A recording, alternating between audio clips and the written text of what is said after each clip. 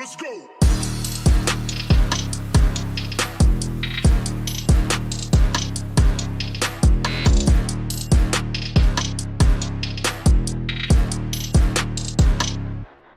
Hello and welcome to Week 8 of the Iowa High School football season, and welcome to the CISN Football Pregame Show. I am your host, Blake Walker. Can you believe it is Week 8 already? Well, the weather is changing. It kind of feels like Week 8. We would prefer a little bit cooler, but the playoffs are just around the corner. There are big RPI matchups tonight. There's a big rivalry happening tonight. There is so much to cover here before we get you to the big game. Let's go over to the RPI rankings released on Monday by the IHSAA.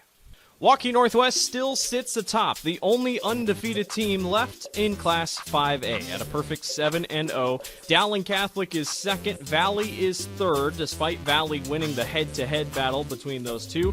Sioux City East picks up the big upset win against Johnston. They sit at the number 4 position. And Ankeny, who beat Sioux City East, does have a record of 5-2. They sit at the number 5 position. Iowa City Liberty finds themselves in the 6th spot at a 6-1 record. Johnston, after loss to Sioux City East, drops to 7 at 5-2. Cedar Falls sits in the 8th spot, quietly have sat in the top 10 here most of this season, while Iowa City West sits at 9, and then Dallas Center Grimes sits at the 10 position at 5-2. Technically tied with Dallas Center Grimes is Southeast Polk. They are also at the 10th position. Ankeny Centennial is 12th in the rankings at 4-3. Cedar Rapids Prairie is also 4-3 at the 13th position. 14th is Dubuque Senior at 5-2, the lowest 5-2 team in Class 5A. Norwalk, in their first year in Class 5A, is 4-3. They are at the 15th position. And then there is an absolute dead-on tie for 16th. Waterloo West and Indianola are tied at 16th. Listen to this. They're both 4-3. Their opponents' records are both 31-32. Their opponents' records are both 283 and 284, and the RPI evens out. How about that, man? Council Bluffs Abraham Lincoln is 18th, Urbandale is 19th, and Waukee is 2-5.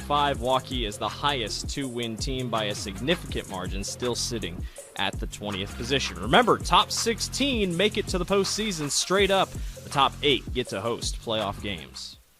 When we come back, we're going to talk to Coach Kapatic and Coach Baker of Waukee Northwest and Waukee ahead of the Battle of Key. Tonight, one of the biggest games of the season for those two teams. We'll be right back. You're watching the CISN Football Pregame Show.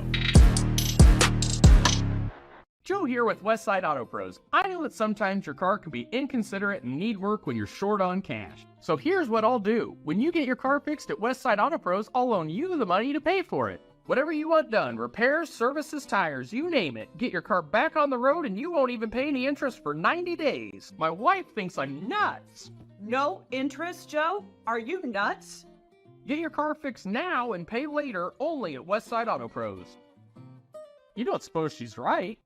Employee pricing plus extra DeArmond discounts at DeArmond Ford. New 2024 F-150s with over $20,000 off. Get a new Ford Bronco with $9,000 off plus 3.9% for 72 months. New Bronco Sports on sale for $37,990 plus 3.9% for 72 months. And new Super Duties with $10,000 off. Extra discounts on top of employee pricing. Only at DeArmond Ford, Indianola.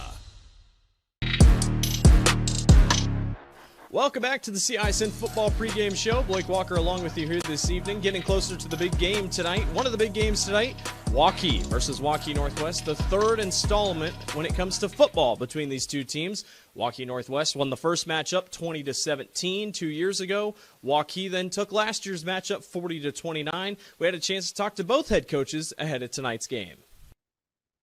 Here with Coach Kapatic of the Waukee Northwest Wolves. Coach, you got a big one this week here against Waukee. Every week's a big one, but a rival. Obviously, a game like this is a big game. How do you prepare your team for a week like this? Or is it just another week and it's just another opponent? Yeah, I mean, I do think that's one thing that has allowed us to have success this year so far is we have taken it one game at a time. So we haven't really thought about Waukee until this week, but we know they're a really good opponent, and so I think it's just like every other week. We have a lot of good teams in our schedule, and I think we have the same approach regardless of who we're playing. Had a big win last week at Southeast Polk. What were some of the big takeaways that you took away from especially a defensive performance and offensive that you saw last week? Yeah, I mean, I think defensively we've just gotten so much better since week one. I think I mentioned it last week. We implemented a new defense this year, and I think every week we've gotten better on defense. So I was happy with how our defense played, and then offensively, we're continuing to play well there, and I thought we've had some good special teams play as well. When a team like, social media like it is, everybody looks at RPI, everything else. You guys are sitting number one. Last couple of years, you guys have kind of been in the middle and whatnot. Do you think your guys do a pretty good job of just staying focused on the task at hand and not worrying about any outside noise that there is? Yeah, I mean, that's a big focus for us, and I think a lot of that comes with leadership. We have some really good leaders on the team. So I think that helps. And then just our preparation, we had a good off season, and we got a lot of guys that put a lot of work into this. And so, I think all those things are important in weeks like this. What's it going to take to win here on Friday night? Obviously, keeping emotions in check is everything. But if you guys come away with a win on Friday night, what was the key factor in it? Well, Waukee's a really good team. I mean, they've got, 3 or 4 Division 12 players on the team. They've got a quarterback that started for 4 years. So it's going to be a dogfight. I mean, any of these rivalry games always are. So it'll be a tough game. I think it'll be a 4-quarter battle. It's going to come down to, like most of these games, discipline and taking care of the ball and physicality and all those things. So, I think, if we want to be the more physical team and hopefully, limit mistakes on our side. Coach, I appreciate your time here, and good luck to you and the Wolves here on Friday night. Thank you. Awesome. Thank you so much. Here with Coach Gabe Baker of Waukee for the Warriors. Coach, thanks for joining us here this week. You got a big one this week. I feel like you've had a big one all season. You guys have pretty much the toughest schedule in the state, unfortunately, here this year and then into next year with this 2-year schedule. You're 2-5 coming into the week. The season has been up and down, but talk about the thoughts going into a rivalry game like this. I look at it as the fact that it's a rivalry game. Anything can happen. It's like Ankeny and Ankeny Centennial. Is that a mindset that you and your team have going into Friday night? Yes, absolutely. Like you said, we've had a grind of a schedule. A lot of teams do, but I think we've had one of the tougher ones. I think it's really shown us a lot about our kids. But when we came into this week and we met on Sunday night like we normally do, we just really talked about how none of the other 7 weeks matter at this point. It's a 1 week at a time season, and having Northwest in front of us, the number 1 ranked team is going to be a big challenge, but I know our kids are excited. You've had this game now twice now, obviously on the road once and then at home last year. What is the difference in a game like this? I mean, obviously you set it up for this week. They're bigger in some aspects, but what comes down to winning these ball games? You've won it once. What comes down to it? I think, first of all, you have to keep your emotions in check. It's an emotional game for coaches and players and families and the students. So got to keep your emotions in check, got to play within yourself, and turnovers. Turnovers, like any ball game, are going to swing this ball game, so we got to take care of that football. You guys have a couple seniors leading the way. This year so far, have there been any underclassmen, juniors, sophomores that have really stood off the page for you this year? Yeah. I think we get contributions from a lot of kids. I think our defensive lineman, Mason Mortz, has done a great job, not only on the field, but just as a leadership role in that position group. We've had some other kids step up in key spots. Through the battle this season, there's been some injuries, so you're probably going to see some new faces or some unfamiliar faces here on Friday night. Obviously, just a couple more games here left with your son at quarterback. From a dad's perspective, what has it been like coaching him, and how are you cherishing these last couple games with him at the helm? And obviously, then he graduates. Mm-hmm. Yeah, I've told a lot of people I wouldn't trade it for anything in the world. It's been fun to watch him grow on the football field, and just as a person through the last couple of years, I've gotten a chance to see him probably more in high school than a lot of parents get to see their kids. But it's going to be bittersweet because I'm excited for him and his growth and his future, but I don't think I'm ready to not be coaching him yet. Coach, I appreciate your time, and good luck to you and the Warriors here on Friday night. Hey, thank you very much. Awesome. Thank you so much, Coach. I want to give a quick shout out to both those coaches for sitting down and chatting with us. We appreciate all coaches for talking to us all season long. When we come back, we're going to talk some big games in the RPI tonight, not just in the Metro, but around the state. We're going to preview tonight's games and talk about what's on the Central Iowa Sports Network tonight. More when we return.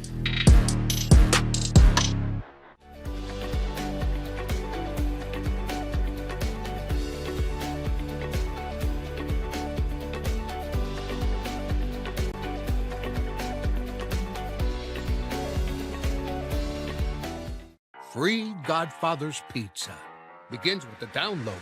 Order through my new online ordering app and start earning free pizza and sides. It's easy. Download the Godfather's Pizza online ordering app today. Do it. Hi, this is Chris from Fireplace Superstore. And if your old fireplace isn't giving you everything you want, you need to come see us so we can show you Heat & Glow's industry-leading gas fireplace inserts. A Heat & Glow gas insert will convert your old wood burner into a high-efficient gas fireplace that's easy to use and will warm your house. Come see us soon and get on the schedule for this winter's installations. For the best selection of fireplaces in the state of Iowa, come see Fireplace Superstore, just west of Homeacres on Douglas Avenue. Welcome back to the Central Iowa Sports Network. Blake Walker along with you here. Let's take a look at the other games going on tonight, not just in the Metro, that involve the RPI that you're going to want to keep an eye on tonight. Number 9, Iowa City West takes on number 13, Prairie. Two teams that are still trying to find their footing here as of late. Prairie coming off a loss last week, can't afford many more. The Hawks are going to be really, really tough-nosed today.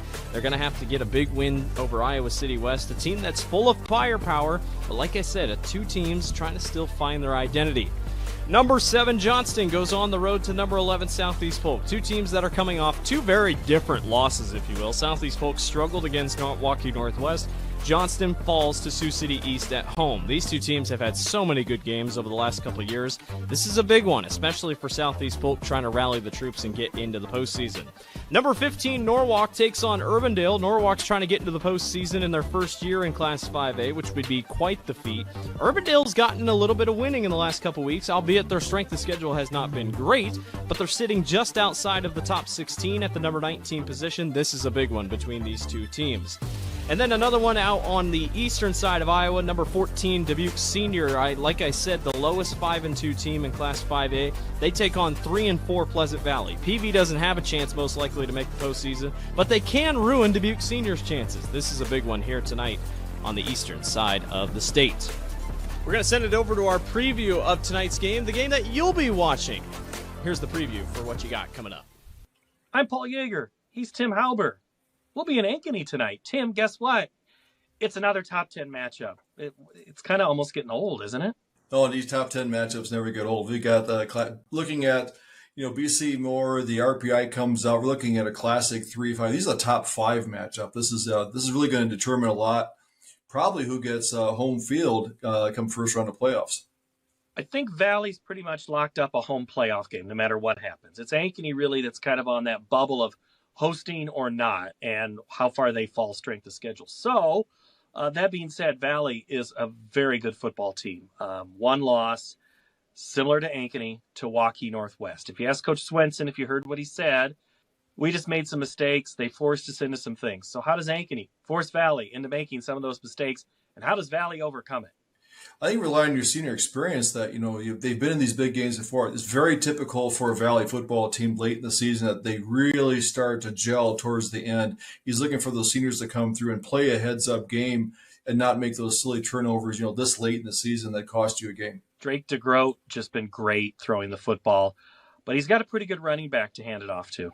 Yeah, Dornkamp, he's really kind of a jack of all trades. You're looking at getting the ball to him about 15, 17, maybe 20 times a game, both in the rushing game and also pass receiving. He's their number 3 receiver on their team, so he's kind of a jack of all trades. So look for them to use them. That Ankeny defense is very, very tough in the running game. We're looking for them to stop that and try to make Valley one-dimensional. They need you to answer that so you can go call plays here in the second half. Why don't you get that? The big call is Jaden Brown is a guy who we all talk about McGregory, but Jaden Brown's had the outstanding stats for Valley this year. He is the guy that I think Ankeny is keen on, and they have to make sure he doesn't beat them. Easier said than done, though, right? Yeah, that's what it's hard. You could take out one receiver, usually with a corner and a safety, you can shade over there, maybe a linebacker underneath. When you got 2 receivers, they can load up on one side. It puts a lot of stress on the defense. It starts pulling the linebackers into coverage, opening up some of those running games. And also DeGroot is not a bad running quarterback. He's got 300 yards rushing on the season, so he's pretty capable. If there's something opens up, he's going to tuck the ball and run. Ankeny last week against Ames, Cale Roush, couple of passes, big passes, 3 touchdowns again for Daniel Army. It's going to be senior starting up front. There's a lot on the line tonight for Ankeny. What do they have to do to win? I think these 2 teams are very similar. I think they do the same thing that Valley wants to do. Take away those silly mistakes. They tend to drive down there, get in the red zone, and have an offside penalty, a motion penalty. Cut those mistakes down. Don't have any turnovers. I think the team that wins the turnover battle is going to probably win this game by 3 points. They have been close. I mean, the last couple of games between these 2 teams, last year I think was 13-10, close 3 times. But I mean, this one's always been good, and I'm super glad we get to have this one at the top of the hour here on CISN. He's Tim Halber. I'm Paul Yeager. We'll see you then. That will do it for us tonight here on the Central Iowa Sports Network pregame show. It's been fun talking with you. We are excited to get you to the football field this evening. Week 8, playoffs just around the corner. It is crunch time. Enjoy the games, everyone. We'll see you next week. Week number 8 gives us a little bit of inclement weather. We're going to have a late start tonight, but that just heightens the intensity of this contest tonight, as it's the Ankeny Hawks and the Valley Tigers here on the Central Iowa Sports Network from Ankeny Stadium. Along with Tim Halber, I'm Paul Yeager. Austin Oliver will be with us in a moment. It's top 10. It's 3 for Valley, 5 for Ankeny, Tim. The Hawks are running onto the field. They need to win if they are going to have a home playoff game. Valley most likely would host in this scenario. Tim, this one is going to be good for a couple of reasons. Let's start running backs. Valley has a good one. Blake Dorenkamp is a guy, bell cow, bellwether, answers every bell. Whatever boxing match you want to use, you have for him. Yeah, he's a really good running back. He's very physical at the point of attack. He's going to stiff arm people. He's not going to run away from you. He's just going to run you over. He's also the number 3 really leading receiver on the team, so they like to get the ball in his hands like 15, 17 times a game. He's a very big part of this offense. And let's talk about Ankeny, and we're going to start where Tim loves to discuss, the offensive line. This is a 5 senior lineup tonight. They've got Nate Lee back into the lineup, and there's a look at them in the warm-ups, Tim. These are guys that a couple of them have been hurt and have been trying to make their way this season, and we're going to talk fully about them in a moment. It's Lichty, Breitbach, Pruin, Lee, and Bowden. And these are guys that, what do you say, lather up on a night like tonight? Yeah, they want to lather them up and get them going. They're like the baby bulls up there. They can move the boys down the field. They've done a great job. They're blocking for the leading rusher in 5A, which is quite an accomplishment. Nate Lee has been injured for much of this year. He'll start in place of Jack Aubrey, but we will see Aubrey as the night goes on. Coach said we will have heavy rotation. Right now they're presenting the colors. The Ankeny band is on the field. When we come back, we will have some more insight to this contest, and oh, by the way, we'll have kickoff. You're watching high school football from the Central Iowa Sports Network.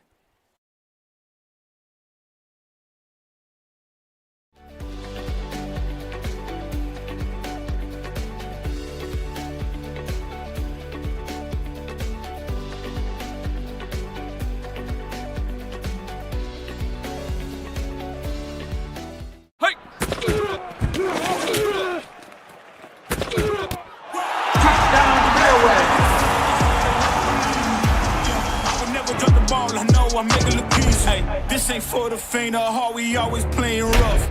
Joe here with Westside Auto Pros. I know that sometimes your car can be inconsiderate and need work when you're short on cash. So here's what I'll do. When you get your car fixed at Westside Auto Pros, I'll loan you the money to pay for it. Whatever you want done, repairs, services, tires, you name it. Get your car back on the road and you won't even pay any interest for 90 days. My wife thinks I'm nuts. No interest, Joe? Are you nuts? Get your car fixed now and pay later only at Westside Auto Pros. You don't suppose she's right?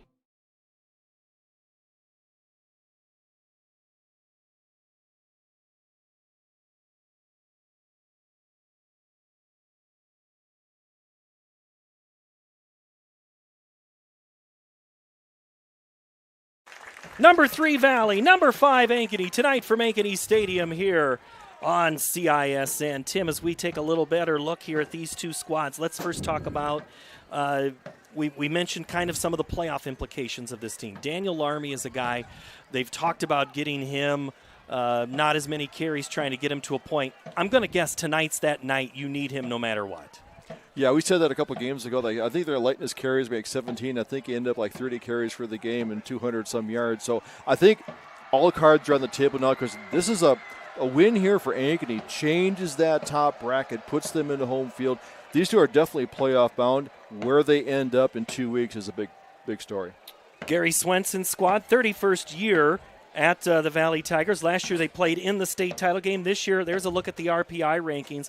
Waukee Northwest, who both of these two teams tonight have lost to Northwest. Dowling Catholic plays Centennial. Valley and Ankeny here. Sioux City East with the big win at Johnston last week. They are home. Couple of wins on the schedule likely for them.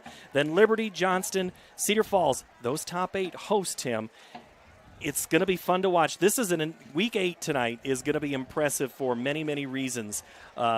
Next week, games matchups a little more lopsided, but tonight is really where you determine if you're on the bus or at home. Right. It's kind of like, in the PGA, the golf tournament on Saturday, they call it moving day.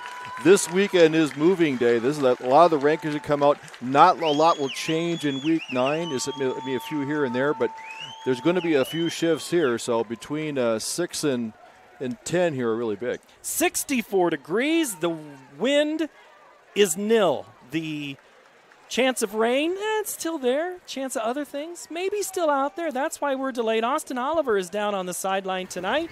He is in his rain slicker and ready to go. I am not yet. I'm going to put it on in a second, though, as soon as we get done with this. So neither coach is happy about the scheduling changes with the lightning causing about a 15-minute delay. Right now it's spitting, so it's just got a little bit of moisture coming down. It's kind of muggy down here on the field. The shelf is kind of low. I saw some of the punts going up, and they just disappear once they get about 50 foot and above. So conditions are going to be a little bit weird right now.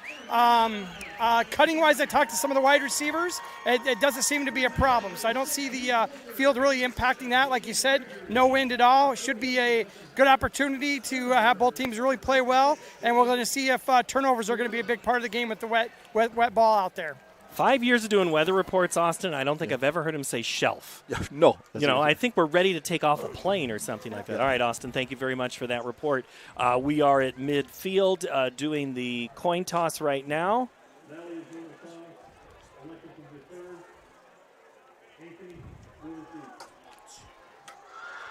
So Valley wins the toss and defers, so it will be Ankeny football, and we'll go from Ankeny will have it in the north and go to the south. Our officials tonight, Mike Lord, you just heard, Mike Lawler, Chris Thomas, Tyler Eason, Grant Monernach, TJ Augustine, and Gary Miller on the crew. So, Tim, keys for this contest here between Valley and Ankeny as you look at things. We talk about Valley. What do you see for them? Coach had talked about it in the pregame, looking at the costly, turnovers they have. You don't do that. They have multiple receivers. They want to stretch that Ankeny High secondary to cover multiple receiving threats that are out there. I think those are the two keys for the game for Valley. And for Ankeny? I look at that offensive line. If they can control the run game, because one, it controls the clock, they tend to run more offensive plays than most opposition. And also, can they make this play a good balanced defense? Can they make them one-dimensional? Can the Ankeny defense make Valley one-dimensional? get them into 3rd and long because they will throw the ball up. Can they get the turnover battle?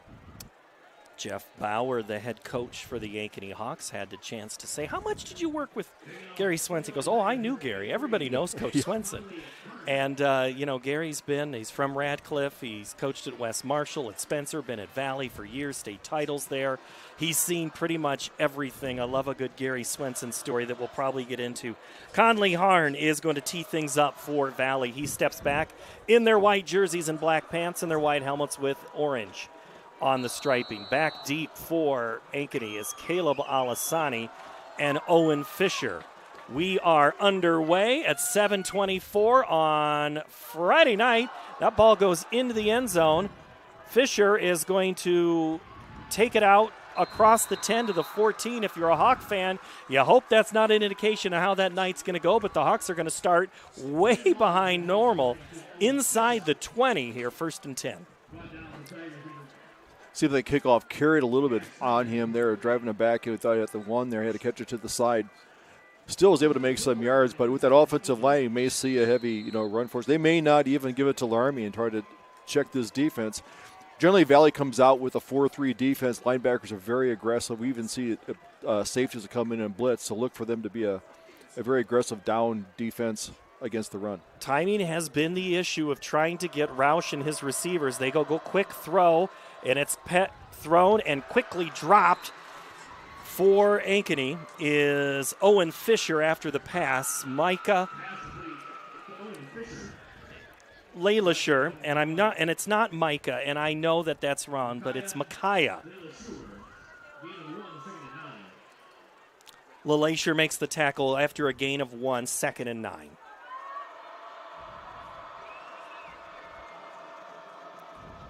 They give to Larmy off left side, and he's going to get forward a couple of more yards to make it a little bit more manageable. 3rd and under medium. Anthony Mershon, the tackle for Valley.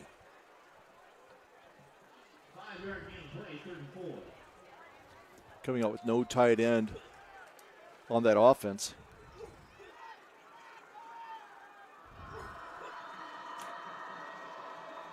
Empty backfield on the motion. Looks to throw near side. It's going to be too tall of a pass intended for Hayden Carlson at the 30. Incomplete. On coverage is Fleming as well as Price. So Ankeny is going to go 3 and out on their first offensive possession here tonight in this Class 5A football game. Good protection for Roush there in the back. He looked away for the receiver to go out. Very tightly covered there on the sideline. They've got the routes there. So this should give Valley good field position right around midfield, their own 40 to the 50, depending how this punt goes off. See if it gets up there, higher up in the lights, and see if it's hard to pick up. Lailasher and Grevengood back deep for Valley. Clayton Gardner stands inside his own 5-yard line to receive the punt.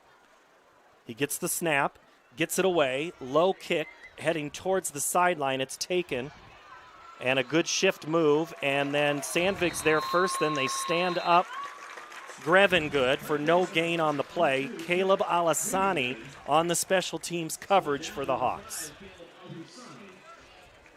That's good coverage there. On a low kick, you tend not to get your coverage team down there quick enough to make the tackles. A good job by Sandvik to get down there quickly to make it a no gain. And the rest of the team came down to make the tackle. So 1st and 10. Drake DeGroat. He's got Dorenkamp, Shelton. We know about Grevengood, Brown, McGregory. Lots of weapons to work with for this Valley Tiger team. And immediately coming up is Dorenkamp next to DeGroat. And they go Blake on the ball. He gets into the line of scrimmage before he's finally tackled after a good gain. It's one of the Owens, or the Nathans, Becker and Jenkins there after a gain of 5. Valley last week with the win against Sioux City North. They won 49-0. They beat Centennial 24-7 in Week 6. Next week, Des Moines Lincoln here tonight is the only focus for these two teams. DeGroat claps, gives it to Shelton, no gain. In fact, a loss on the play. Sandvig and Becker for the Hawks, loss of 2 on the play. Good read by Becker to come in there.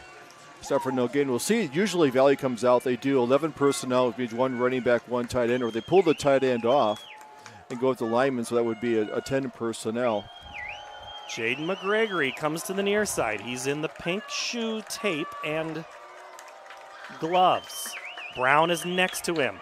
They look right. Here comes some pressure from Westermeyer. DeGroat gets away, throws it, and it's complete, but short of the sticks. Making the grab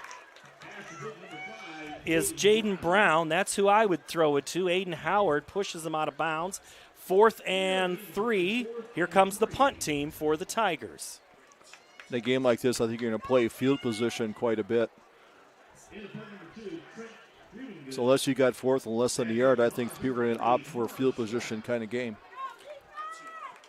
Greven Good back to punt at his own 35. Mars Clark stands at his own 10.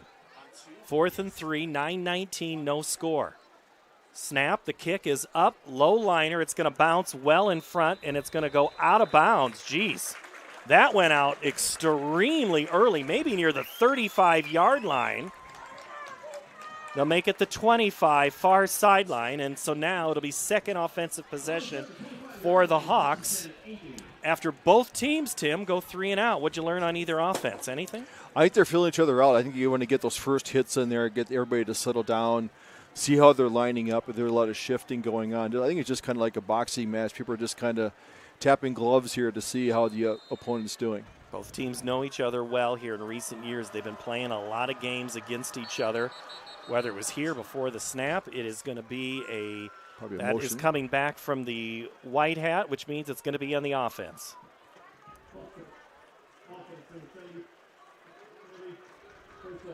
So it's a false start against Ankeny. So already going in the wrong direction for them, making it 1st and 15. Still the 20-yard line better than they started their last drive. Right. 3 receivers to the right. Now Richmond goes in motion. Larmy is next to Roush in the backfield. Larmy gets the call, left side, gets through the line of scrimmage, and then he's knocked over by Laylashire on the tackle. Laylashire on the season, 13 tackles. There's number 14 after a 7-yard gain. Good block there by Richmond coming on. Went in motion to the left side, came down, cracked on the outside linebacker, is springing Larmy on that 6-yard gain. 2nd and 8 from the 27. Larmy gets the call, and that he is going to not want to have answered that. Stop is Caden Fluellen. He read that play, so clearly something on tape stood out that he said, this is my play. Yeah, Fluellen, the 6'2 senior defensive end came there, got off his block quickly, got in the backfield. I think they're looking at trying to pull there, and he came in behind the pulling tackle. Got in the backfield, so back to the 3rd and 12. 3rd and 12 from the 23. Approaching 8 minutes to go, first quarter. Crowd settling in here. Good home crowd on senior night for the Hawks. Valley makes the trip over. Student section on the far side making some noise. Roush, it goes through his hands. He's back at the 10. He falls on the football, and it's loose. It's in the end zone. It's covered up, and it is a Valley touchdown. Valley touchdown on a botched snap, and the Tigers strike first on defense. Not sure if the slippery turf pulled in there, but the ball went through there. Roush went back there, tried to fall, and it didn't get on it. Defensive came in there and moved it forward. Fluellen is the one who hit it first and then knocked it in to the end zone, and so just like that, Tigers up 6-0. And out to attempt the extra point, Conley Harn for the Tigers.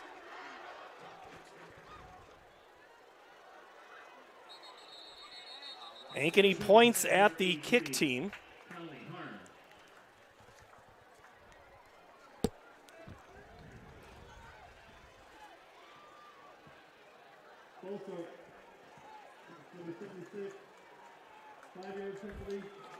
So they'll move it back 5 and do it again.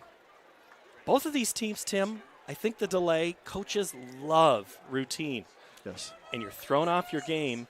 Ankeny from the opening kickoff. You think fumble about it through too the much. hands. Yeah. Yep. Harn puts it up, and through the upright. 7-0 Tigers, 7:51 to play here.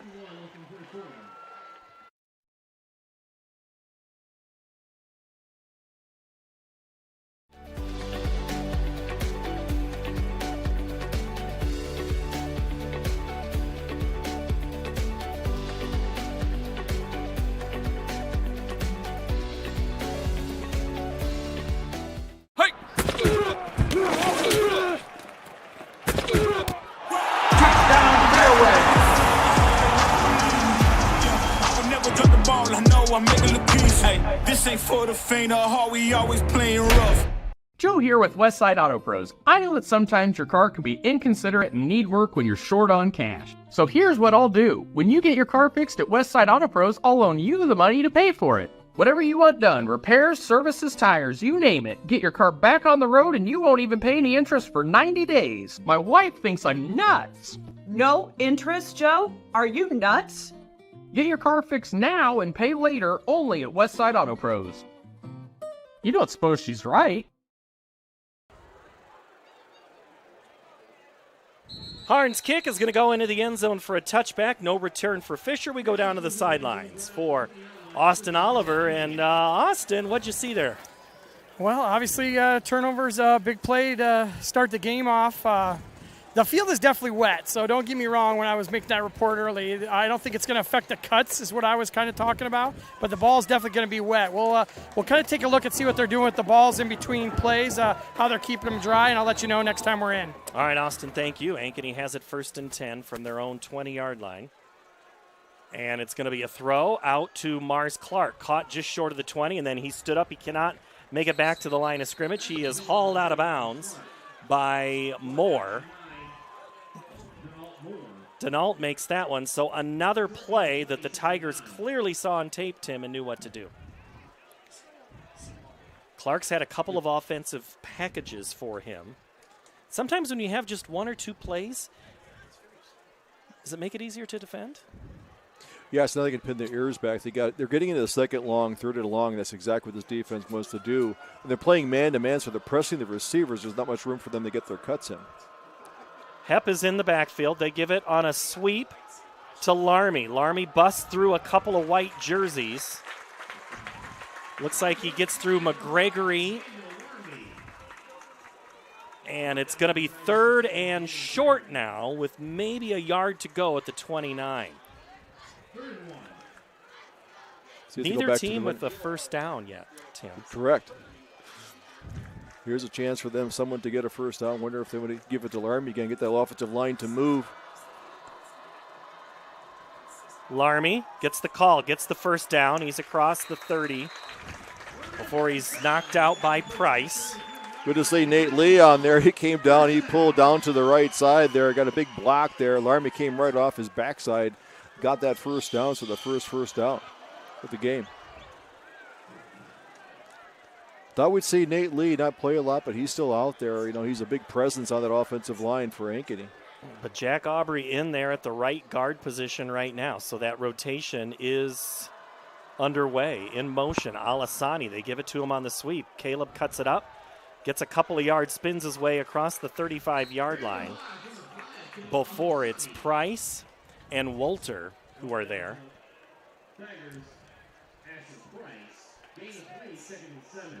Alasani, sometimes Cooper McDowell in that role that's coming through. Coaches using a couple of different combos. Price did a good job of coming in, shedding the block of the tight end, got to the outside, not giving Larmy a whole lot of running room.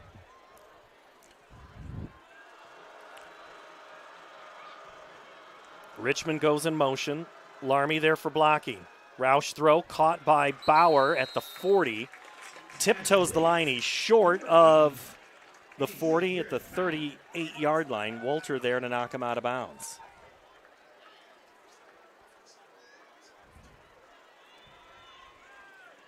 Even though it's only a 2-yard gain, it's good to get the tight end involved. It gives the defense something else to think about. It's not just the Larmy show. 3rd and 5 from the 38. Before the snap. Timeout. Officials timeout.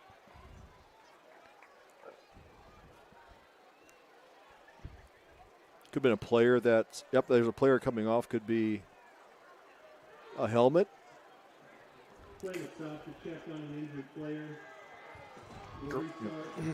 Grant Hill comes in for the snap at the linebacker position. 5:59, 7-0 Valley on a recovered fumble on a snap to the quarterback. Your only points of the game. Roush calls his own number on the draw. He is going to be very, very close to the first down. They're going to stop the clock, but there is a penalty on the play, and that's why they call it, and it's in the area of holding. In the backfield, I don't know if it was a penalty or if it was holding.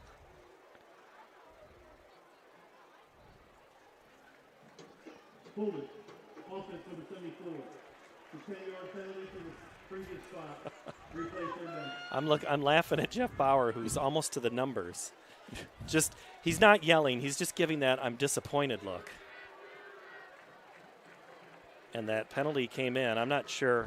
They both got tangled up and went down to the ground, but usually the official's going to see that. He's going to think that the defensive line was pulled down. And he's going to throw the flag. So now it's 3rd and 15. Back at the 28-yard line. So now, as you say, Tim, the Valley defense can pin their ears back and make this very disruptive. They tend to play a single safety, so sometimes a fly or deep pattern could be open. Roush, 3-step drop, throws across the middle. He has a man. It's Fisher, caught at the 50. He's on his feet to the 30, to the 25, down to the 20-yard line. Owen Fisher, the senior, makes the play. McGregory and Fleming, the tackle for the Tigers. Fisher did a nice job. Find that soft zone in the middle with only a single safety. He beat him. The pass came in right over his hands. Good concentration by Fisher to take it in, pick up another 20 yards after the catch. Bauer said this week, as he said in previous weeks, we have to get Fisher in the mix. They go back underneath Larmy. Up the middle, Larmy still on his feet at inside the 10, down near the 5-yard line before Dustin Hersberg makes the tackle for Ankeny, or for Valley. Good block by Lichty there, springing Larmy. And Larmy, like I said, he's a great runner inside the tackles. Hurry up offense come the Hawks. 1st and goal from the 5. Larmy up the middle, fights his way towards the 1, and he'll get no further as it's Herzog and Leilasher who make the tackle for Valley. 2nd and goal from the 1. Want to go quick, not let that defense get set, change personnel. Larmy squeezes his way in between guard and tackle, but did he find the end zone? No, he's short. Great stop by Valley. Ben Booth right there for Valley. So now 3rd and short and goal to go. Do they want to bring in the heavier package or want to stay with the same formation? Could be Larmy. We've seen Roush take the ball in here when it's been short. Short yardage. Hawks don't do much under center. They go Larmy again, and this time he walks in. Goes off left tackle. Daniel Larmy scores for Ankeny on a play, on a drive that was set up by a great pass play to Owen Fisher. It's capped by a Daniel Larmy touchdown. Here it is again, Tim. Watch the left side of the line. Yeah, 71 kicked it out there. He just took it in. Nice job to get the seal on the defensive tackle, kicked out the end. There's a huge hole for Larmy to go through on the left side. Lee and Lichty do the dirty work to make it easy for Larmy. In to attempt the extra point is the lefty, Camden Ganal. The kick is good. Tied at 7 here from Ankeny.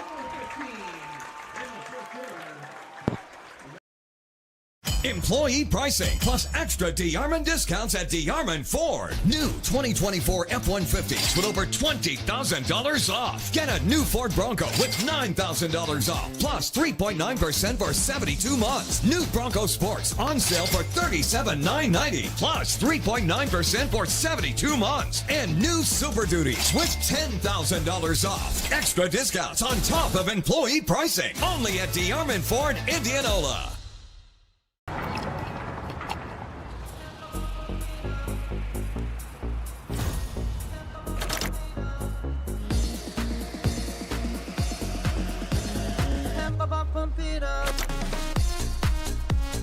A fuel choice that even rivals can agree on? Now that's worth the hype. Cheaper, cleaner, and homegrown. Pump it up with unleaded 88.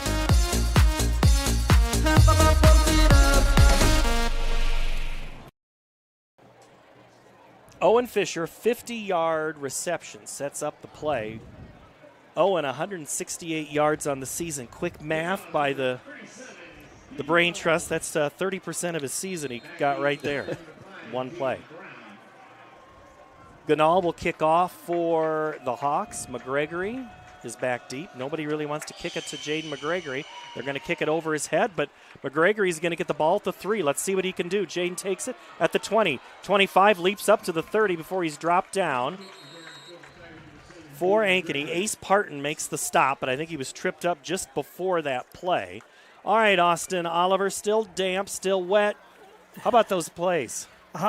Fisher snatched that one out of the air. It was a great pass from the quarterback. Something unique does McGregory usually play defense? Yes, he plays both. Yep. Okay, because they got them matched up against our number 1 receiver. So that's going to be an interesting matchup all night. Both corners also 6'2", which I don't think we've even seen anything close to that at all on the season between Centennial, Ankeny, and any of their opponents. So Moore and McGregory, 2 big corners that they're going to have to deal with all night. Tigers go to work. DeGroat at quarterback. Pulls it out on the pass, throws McGregory, and he's stood up right away, right there. not a tall guy. Grant Fisher wraps him up right there. You know, Austin's talking about 6'1" corners. Austin's like 5'8". Or Grant is 5'8", so it's just, well, I guess, Austin, you're a little taller than 5'8", right? You're not 6 foot, are you? A little bit? Okay, yeah. Up to the gain of 3 on the play. Trying to get McGregor into the game. Usually plays the wide split.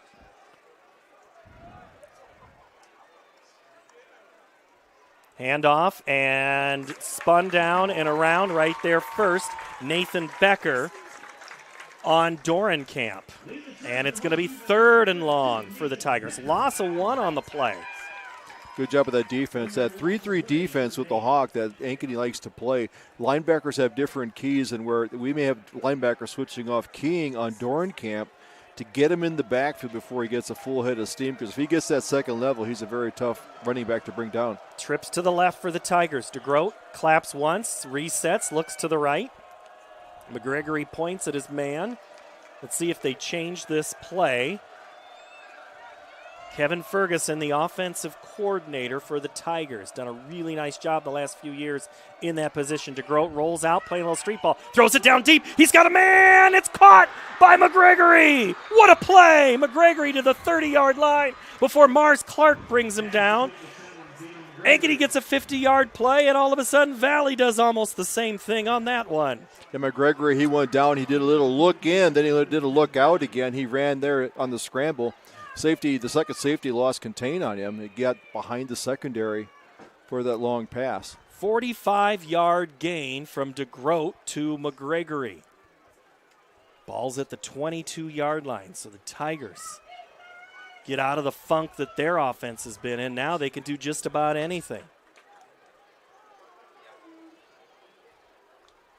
It's going to be a run for the quarterback. DeGroat cuts it back in. Hunter Minner is there first. Jenkins and also Becker. We can see why that Valley comes in here. They're averaging over 14, almost 15 yards per completion on their pass plays. They are a big pass play offense. When you've got options like Brown and McGregory, that makes you a big play. Makes you hard to defend, too, and that's why so many people love the Tigers this year, to be playing on either the last weekend or the second to last weekend. They're playing on week 8. They go handoff up the middle, huge hole, and that's going to be a touchdown for Valley. Blake Dorenkamp answers the call for a 16-yard score for the Tigers. A lot of seal blocks in there. They really got a 5-on-3. The linebackers got caught in the wash there. Good job by Dorenkamp. Kind of went left, kicked it back right up the middle. Good job by the tackles. The motion took the middle away. Sandvig kind of taken out there. And it's Valley with the touchdown here in the first. Harn on to attempt the extra point. High snap, gets away. He'll pick it up, and then Ankeny's going to scoop it. Mars Clark is going to try to return it. And Mars Clark would have loved to have added to that, but instead, Schoborough makes the tackle. 13-7, Valley in the lead. That's a lot. You want to get stronger, faster, healthier. You want more. You want to be part of something bigger than yourself. A place for people of all ages, all walks of life, that provides opportunities for all to succeed. We do that. We're the why. Build more than muscle. Build a stronger community. Hi, this is Chris from Fireplace Superstore. And if your old fireplace isn't giving you everything you want, you need to come see us so we can show you Heat & Glow's industry-leading gas fireplace inserts. A Heat & Glow gas insert will convert your old wood burner into a high-efficient gas fireplace that's easy to use and will warm your house. Come see us soon and get on the schedule for this winter's installations. For the best selection of fireplaces in the state of Iowa, come see Fireplace Superstore, just west of Homemakers on Douglas Avenue. Out of bounds? Yeah. That kick is going to go out of bounds in front of Fisher, which means it's a penalty. So now Ankeny catches a little bit of a break there on the miss kickoff. But Austin Oliver, in a rainy, musty night, run the ball. Exactly. Two big pass plays have really been the name of the game. Clarification on that play. Ball's dead as soon as the defensive player touches it. College, it is a live ball either way. So just to clarify that, I think you guys nailed that as well. But talk to the ref on that one too. Austin, you love rules, and that's why it's so good to have you. He knows rules to all the sports. I asked the referee on that one. That's okay, though, but sure. you do. Take you know. If I didn't know, I was going to ask. That's all right. All right, Austin, thank you. 13-7, Valley with the lead. 1:30 to go first quarter. So we wait to blow the play started. Now the umpire gets over the ball, backs away, and it's a handoff. Larmy up the middle. Larmy gets into the linebackers, into the secondary, and darn near gets 10 yards on the first carry before Laylashire makes the stop. It is a first down for Ankeny. Another example there where Larmy, when he gets tackled, he still picks up another 2 yards on the impact. Getting good forward lean. And again, talk about what opens that play up, and that's a 50-yard pass play to Fisher. Proves that you can do it. The Hawks have yet to target Brandhorst. They go back to Larmy, almost the exact same play. And that's one thing as Jimenez makes the stop. There's a thinking, Tim, in some circles of run the play until the other team stops it. And right there, they just ran back-to-back plays. And now Valley stops it, so now Ankeny will try something else. Coaches are looking to see, does that defense pinch in a little bit tighter? They want to watch the running back, maybe one more step, two more steps. That slows them down to pursuit to the outside. So, yeah, run something until they overcommit. Roush rolls out far sideline. Throws it, caught by Fisher. First down and more. Fisher on his feet, spins his way through, and then he is knocked down hard, and it was an even harder contact on Laylashire. Jimenez makes the tackle. Yeah. But another big pickup, 20 yards for Owen Fisher. Quick setup for the offense. And that almost looks like a broken play on that one. Larmy, they go right underneath. Trying to hit that soft spot underneath. That was a good job by Roush at that previous play. Rolled out to his left. He's looking. And Fisher reread the route, broke it to the inside. He knew where his coverage was. They took it to the outside. Fluell in the tackle. Exciting first quarter. Valley leads 13-7. Hey! Touchdown fairway!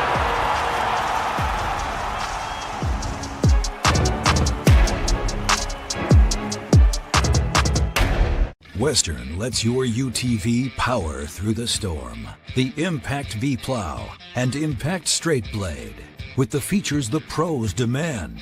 Custom tailored for your UTV.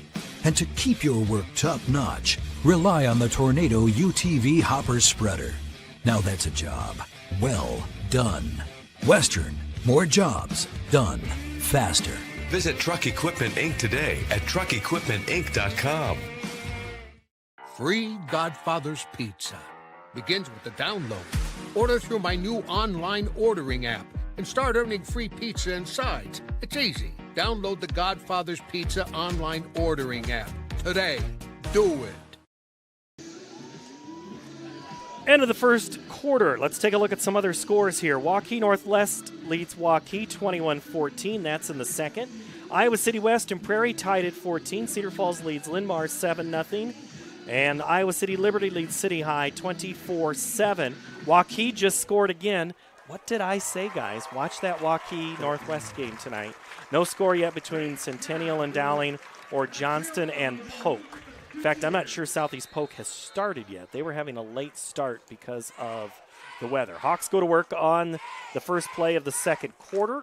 It's their football going right to left. Roush back to pass, now flushed. He's going to run. He's going to throw it away at former athletic director Brad Rose standing on the far sideline with Zach Sinram, the current AD at Valley. He was looking left downfield. There was nothing there. Then he was flushed to go to his right. There was no receivers in that pattern. So once he got outside the tackle, he could safely throw it in past the sticks. 3rd and 9. Ankeny 74 yards passing in that first quarter, 36-yard rushing for a total of 110. Valley 52 passing, rushing 24, total of 76 yards. But Valley has the lead. Roush throws out near sideline, and it's just too far of a reach for his intended receiver. And that was Hayden Carlson was who he was trying to get to. Fleming on coverage. Now you're in this tweener thing. Well, are they looking to punt? Because you're in this 4th down territory. It's really short. They're bringing out Gardner to kick. Can they cough and corner it? Maybe try rugby style? Ganal, 39. That'd be a 49-yard field goal. In the Johnston game, I think it was 49 yards as well that hit the crossbar. Let's see what they do on this one. Ganal's kick is up, and it is going to be no good. Wide right. Had the length, just not the accuracy. A little bit too far right. So that drive stalls out on a missed field goal, and Valley will take over with a 13-7 lead here at 11:46. Good snap. Good hold. It just fluttered right. Kind of overswung the 7-iron. It drew on him a little bit too much. It landed right of the goalpost.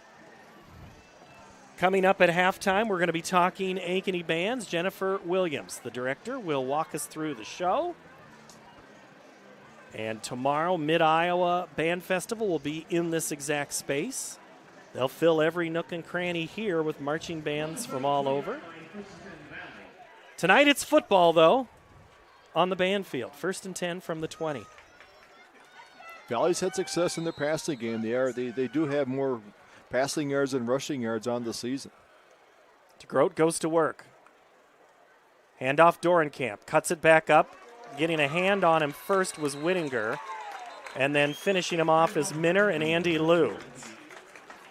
One thing Whittinger shows is that he's got great closing speed coming in behind the blocks. If they go for a trap play, gets in the backfield, causing the misdirection, and the rest of the defense come in, causing the 1-yard loss. Dorenkamp getting a few more chances here. But Valley passing, we have 3 for 3 in this game. See what that big offensive line can do for Valley right now. DeGroat sends Dorenkamp in motion, throws back near side. Caught by McGregory at the 19. Jenkins has him. That's Becker. Nathan Becker wraps him up before McGregory can get anything moving. It's a great job. He's not getting caught in the blocking there on the outside where he's setting up. He's getting past it. Frazee kind of taken out of the play there by Brown, but kind of blew up that play, which allowed Becker to come in. Big play for the Tigers. 3rd and 11 from the 19. Forcing him to the inside where he picked up more tacklers. McGregory line to the near side. DeGroat now barks out. Play clock at 10. Lots of time to get this thing changed. Dorenkamp now. High snap. DeGroat takes it. A little bit of pressure. Throws down the near sideline. He's got a man, and it's going to be off the fingertips and just by a tiniest bit. Grevengood almost made an incredible play. Coverage by Clark incomplete. It'll be 4th down, Valley. That's one thing Ankeny needed was a 3 and out there to pin them back after they had drove down the field on that missed field goal. Should get decent field position here.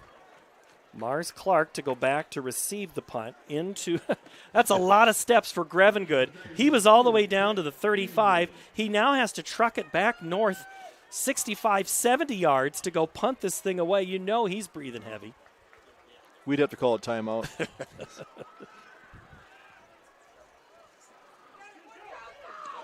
Sandvik puts pressure on. It's a short kick, going to go out of bounds somewhere near the 40-yard line. And we'll see where it actually went out as they mark that thing out on the far sideline. Almost had the block there. Then the fall down. The punter wasn't hit. He was blocked in the back. Where blocker came in. It's going to be at the 37, so that's where that punt goes. 13-7 Valley. Bad snap recovered by Fluellen, sorry. That's one score. Then it was a run for Valley, and it's a run for Ankeny. And there's your scoring update. Not much. 13-10 was last year's score. Whittinger coming in at the fullback position. I haven't seen this in a couple of weeks. Larmy gets the call and gets nowhere. Whittinger popping it up just a little bit with Hersberg. Fluellen makes the tackle. Now, that could have been a transformer that I saw pop on that far sideline of here. It was a flash. I don't think it was a camera on the far sideline, but, nothing from the announcers here, so we'll keep an eye on it. 13-7, 9:40 to play. Big series here. They need to get a first down, get some of that offensive momentum back against this Valley defense. Whittinger again in. They play action this time. Roush rolls out, throws, nearly caught by Richmond, but I'm not sure if that pass wasn't intended for Fisher. Richmond had to go athletic, so you had two guys running the same route direction. One of them I don't think was right. We'll find out tomorrow in film. McGregory and Laylasher on coverage. Here's the other thing, Tim, we haven't talked about yet. Rob Luther, the offensive coordinator, is into the booth 20 feet to our left calling plays. That's the second week in a row he's been up in the booth calling the offense. Coach says it's a lot calmer up there. He can go through his play sheets and he can get the plays on down. He sees the field a lot differently than he can on the sideline. Larmy goes to the left of Roush. Roush on 3rd and 10 with time, throws across the middle. He has, you guessed it, Owen Fisher. This time Owen is going to make his way to the end zone. And Owen Fisher, 37-yard score for the Hawks. That was a huge play on 3rd and 10.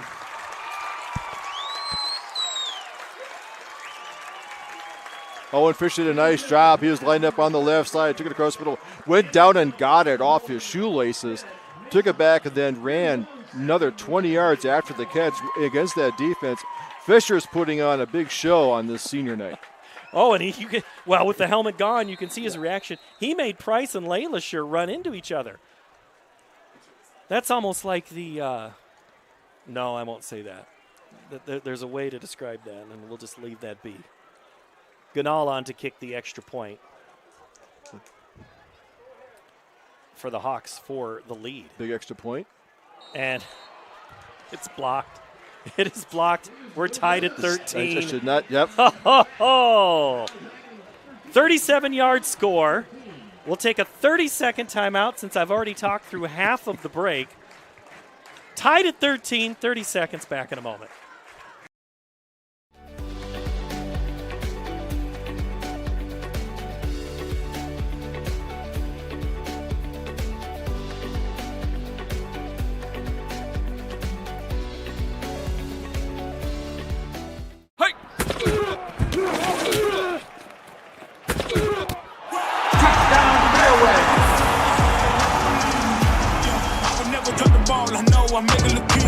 This ain't for the faint of heart, we always playing rough.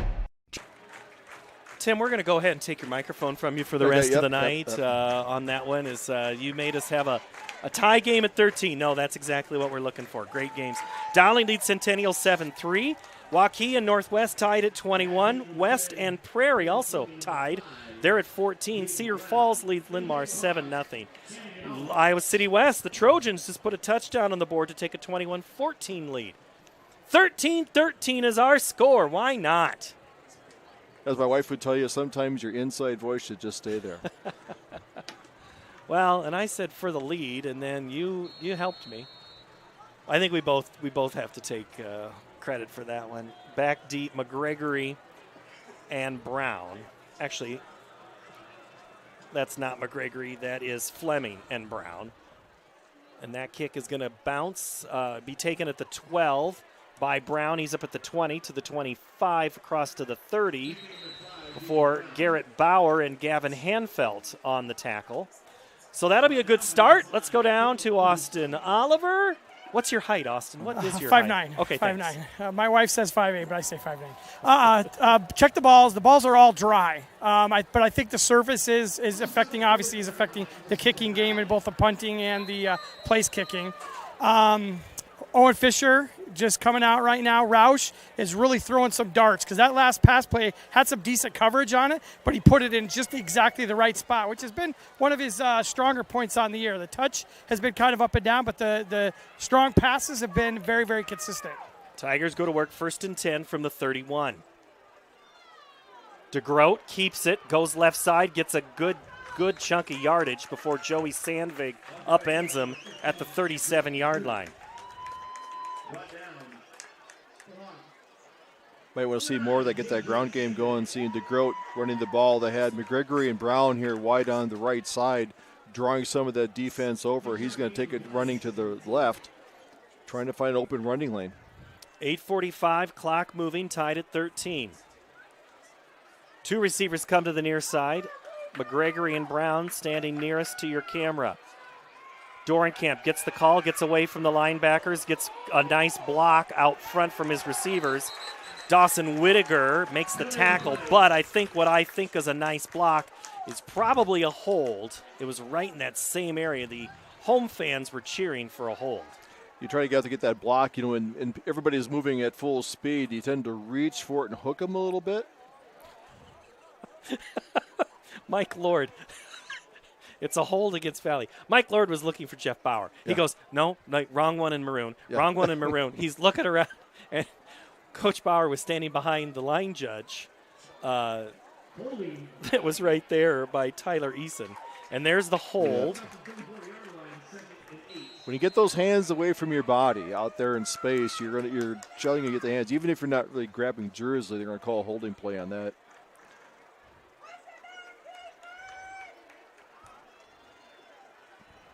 Got some basketball officials out here tonight that I recognize. Kind of fun to see all of them out working this great football game. DeGroat rolls out.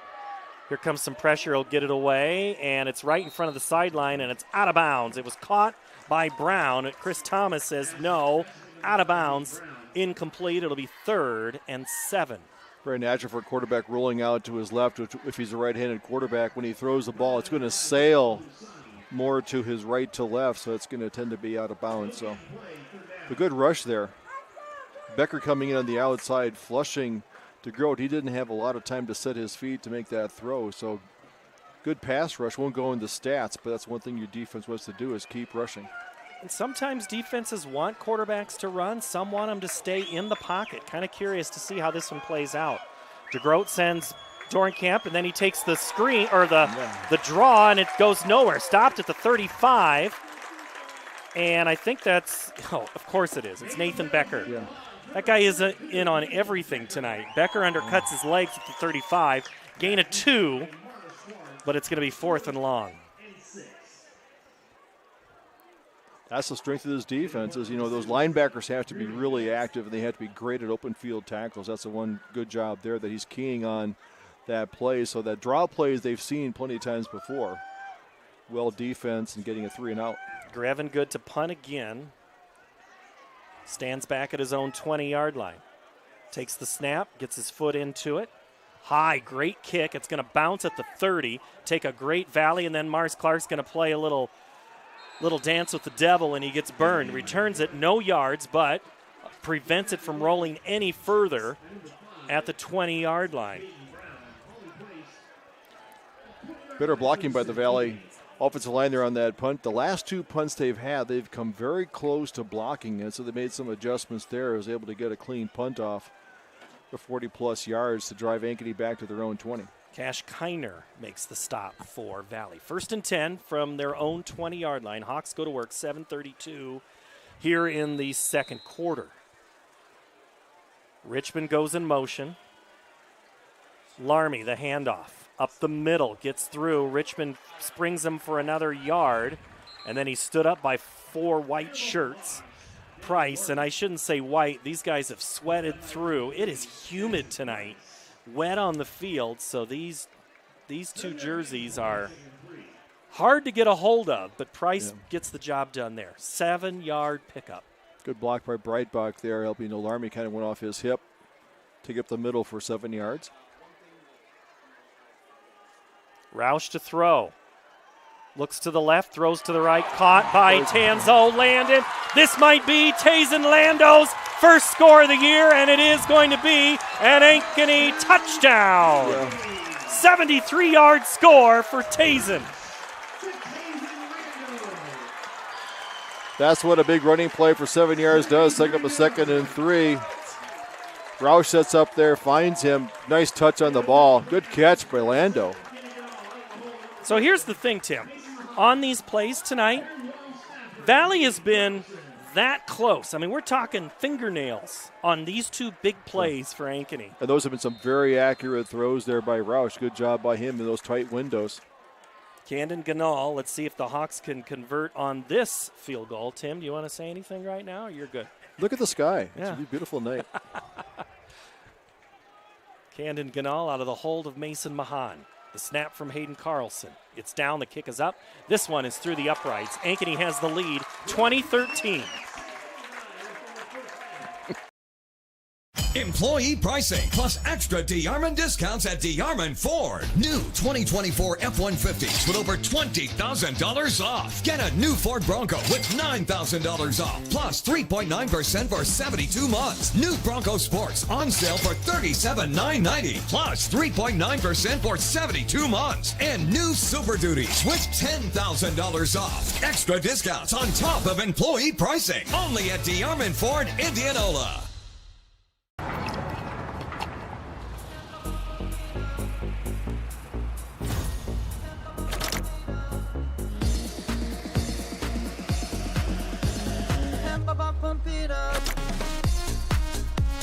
A fuel choice that even rivals can agree on? Now that's worth the hype. Cheaper, cleaner, and homegrown. Pump it up with unleaded 88.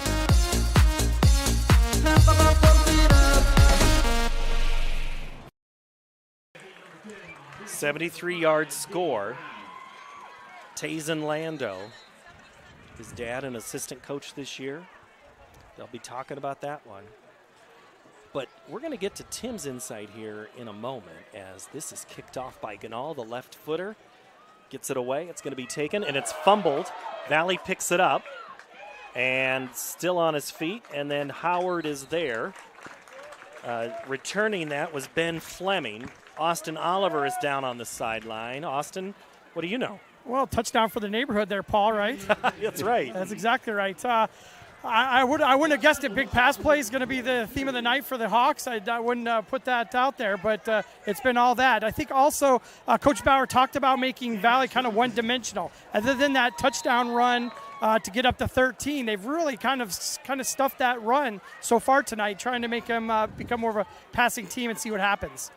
2013, Valley the lead, one-dimensional. Coming out to the near side is Jaden McGregory, and he has been all over on the defensive end, Tim. We'll talk about it after this play. They go Dorenkamp on first down. He's going to be wrapped up, this time by the other Nathan. This time it's Jenkins. What's McGregory been doing on defense? Well, he's playing man-to-man against Brandhorst because Brandhorst comes in with 38 receptions, so he's using that athletic ability and his length, tying him up at the line of scrimmage, not letting him get downfield, get out of his break. So what's finding is that the other receivers are getting great one-on-one coverage. They're able to beat it and get in that second level in the secondary. It also takes Roush doing a good job of finding the receiver and getting the ball to him. And McGregory plays a lot of snaps tonight, and he goes wide to the right, to the left side. So he is matched up against Frazee, and it's going to be DeGroat just goes down. That's a busted play. He didn't want Dawson Winiger or Hunter Minner to knock him down. Whitinger makes that stop. That was a strange play. Now a little frustration in that Valley offense. Things aren't running as well. The running game hasn't got going. Prior to that, Ankeny has run 27 offensive plays to just 14 for Valley. So that's that dominance that they're looking at. Can that offensive line control it and get moving? So Ankeny wants to get a 3 and out here against Valley with the 3rd and 11 coming up.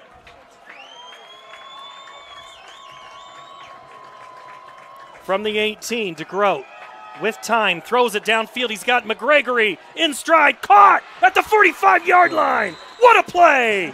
Wow, Frazee makes the stop, but McGregory shows that he is dynamic. What a catch. He plays wide out. He plays usually out on the numbers. He comes in, gets a little inside zone against Frazee, gets that leverage on him. He goes up. There's nothing that Frazee can do but make the tackle. So that's what that length and good catching and arm reach by McGregory. Looked even better on the replay. 42, pick up a 40, quick throw out, goes nowhere. Fisher makes the grab of Jaden Brown.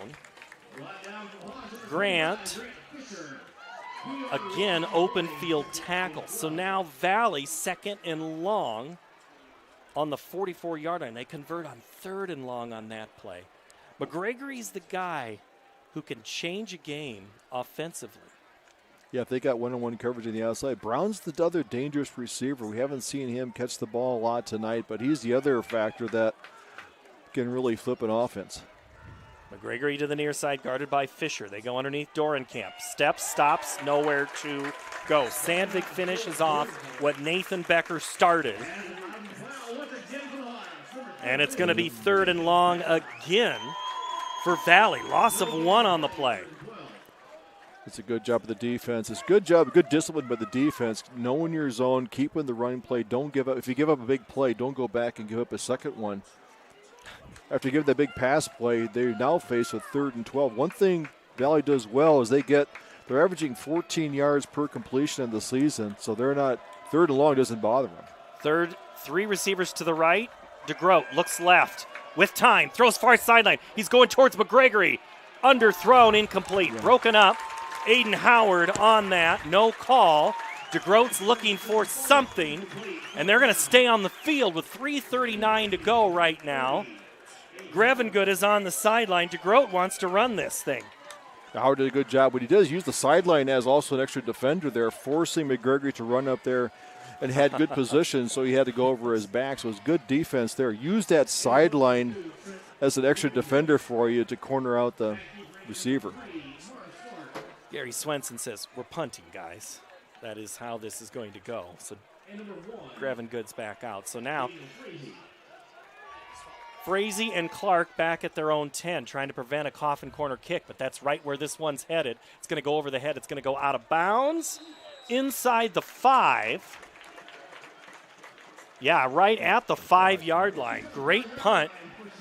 Whew. Okay, so if you're Valley, I think you've said it a couple of times, maybe just not feeling a little frustrated Yeah, right a little now. frustrated, not in sync there. The offensive line, they had a couple successes, but we haven't seen Dorenkamp really get going. He's got 7 carries for only 20 yards coming in, for tonight. So hasn't got a lot there. The passing game, they've gone to the outside. They get tackled right away. There's been a couple good shots downfield, but otherwise they haven't done much. Now it goes back to Ankeny here being in the shadows.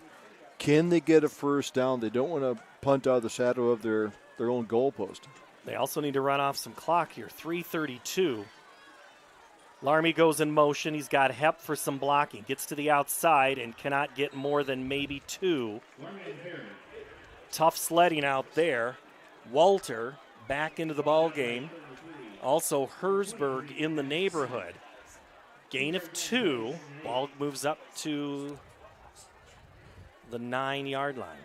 This is when it's dangerous that we see someone like even a Brandhorst getting, does he get free? They kind of fall in love with trying to keep Larmy in check. Actually, that's at the 7, so gain of 2 on that play. Brandhorst is at the top of the formation for Ankeny. I think there's some confusion here, and the Hawks are going to have to call timeout. 2:50 to play in the half. 20-13, Ankeny leads. Back in a moment here on CISN.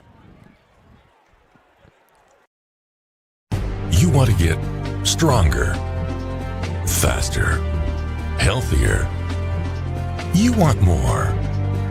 You want to be part of something bigger than yourself. A place for people of all ages, all walks of life, that provides opportunities for all to succeed. We do that. We're the why. Build more than muscle. Build a stronger community. Hi. 2013, Ankeny leads. Dowling 7-3 on Centennial. Another game on CISN tonight. Waukee Northwest and Waukee tied at 21. They started on time tonight. Rain had moved through there. Prairie, a field goal better than Iowa City West right now, 24-21. Cedar Falls has kicked a field goal in the third, 10-0 against Linn-Mar. Liberty leads City High 24-13. Some of these stats you were talking about, Tim. So for Ankeny, 7 for 11 passing for 184 yards. The big benefactor of the catches tonight has been Fisher, 4 for 108. Lando, 1 for 73. 1 for Bauer and Clark. And McGregory was not in on that previous play, but he is back in now on the right side of the formation. Fisher goes in motion from his own end zone. Roush throws it, caught, and then out of bounds right away. Fisher is pushed out by McGregory. It's going to be 3rd and long. Try to run a motion out there, get Fisher to the outside of Brandhorst, letting Brandhorst kind of get released from the coverage of McGregory. Look for that play to maybe be there later in the second half. That, see how that defense, if they're playing zone, McGregory staying up tight, close, and Brandhorst is going to get in the secondary versus a safety. McGregory is committed verbally to the University of Louisville. He is a next-level player. Let's see what he can do here, but he's just one guy. Roush calls his own number on the draw. He's going to be close to the first down. Let's see, they're going to move the sticks. They already said before it even went down, Booth makes the tackle. Yard short. Well, that's interesting because the far referee. Yeah. Well, that's interesting because he had walked up and then walked and pointed like that is the signal of we're moving the sticks. They're talking about it right now on that far sideline. Timeout, Valley, because Valley, it is 4th and 1. They want to preserve some clock here. If you're 4th and 1, can you afford to? You got to punt this away, right? Yeah, I think it's too early in the game to take a chance because that's a very good Valley defense. They have stopped the alarm in the backfield, unless you bring Whittinger back in there as a blocking back. But I would say punt it off because they still have 2 timeouts. But the Ankeny defense has been playing really well. They have a good chance of just shutting them out. So a good punt here is needed. But if you're Valley, you put a little bit of extra sauce, drawing up something for McGregory. He's your guy that can be a difference maker. Let's just say this punt goes to midfield on a conservative kick, maybe the 40. McGregory is a guy, do you double him if you're Ankeny? I mean, those are the things they're discussing there on that defensive coach's booth right now. Yeah, they like to isolate him by himself to one side of the field, either the right or the left. He's the far guy on the outside, so you tend to draw a single coverage. He has more room to maneuver. If you bring the safety over, it really opens up the middle, and then someone like Jaden Brown comes in there, and he's going to have a chance. Hawks bring the heavy package. They're going for it on 4th down. Lahard snap count, and it's going to be snapped, and I don't know if he's going to get it. There was never a whistle or an indication of a penalty. And now a penalty flag came out. Coach Bauer was told by the line judge on his side, just hold on, we're going to go talk this over. Valley jumped hard, but were they forced into it? Valley's saying it's against Ankeny. Said it was on the ball. If I can read lips, they're saying it's on the ball, so that means Valley can decline.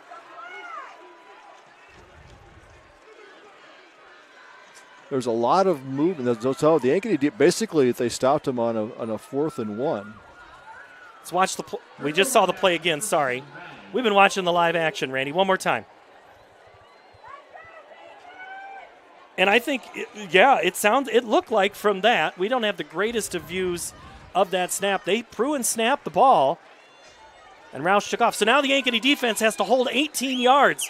Valley with a minute 49 looking to tie this thing up. Great field position. 2 timeouts in their pocket. Dorenkamp up the middle. He's going to get into the secondary. Jenkins and Becker combine. Howard there as well. Gain of 4. Dorenkamp is a load to bring down. He's a 5'10", 190-pound running back. He's like a tailback, fullback, combination. Coach McGackey pleading with his guys. They're going to have to hold here on those final 1:15. Clock moving. This is where DeGroat is dangerous as a running quarterback. They shift from left to right. McGregory to the left side of the formation. They're going to hand it off to Dorenkamp up the middle, cuts it back. He's going to get the first down inside the 5, or inside the 5. They'll stop it for a moment. He gets to the 4. 55 seconds. Whitinger makes the tackle. Boy, they moved him a lot. It's 3rd and 1. Sure looked like he'd picked up the first, Tim. Yep. I thought it from up here, but they marked the sideline official gave him a full yard short. DeGroat in the gun. He's got Dorenkamp next to him. Hard snap count. They go Dorenkamp. He goes up the middle. He gets into the end zone. Touchdown Valley. With 26 seconds to go on an 18 short-yarded field, Valley cashes in on the 4th down play that goes their way. That is the danger on the 4th down, but that was a good play with that line play coming in there. Tackle kicks out, number 73. Nice job by Mouser. Creating just enough room for Dorenkamp to get the touchdown.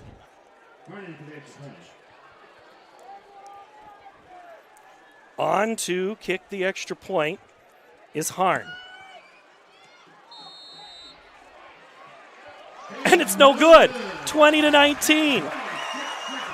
Didn't say a word. I thought it. We'll take a break. 2019 in a moment here on CISN. Hey! Touchdown fairway!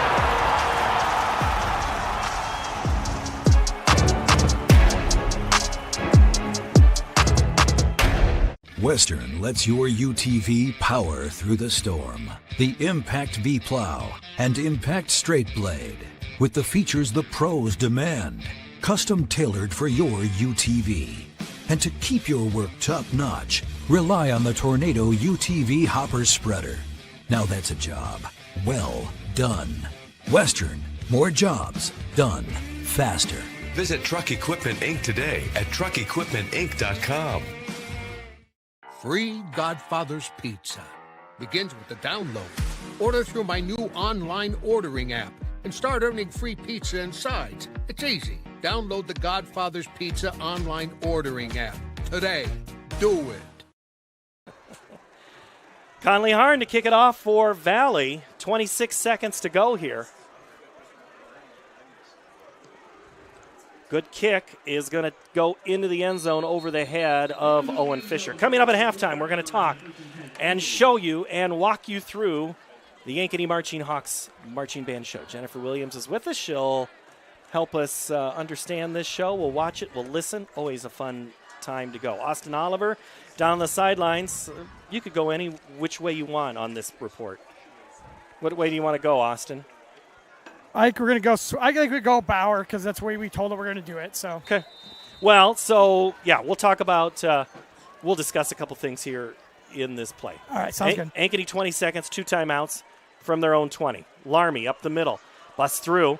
He's up to the 28-yard line. Ankeny looks content to play this one out and not take a timeout.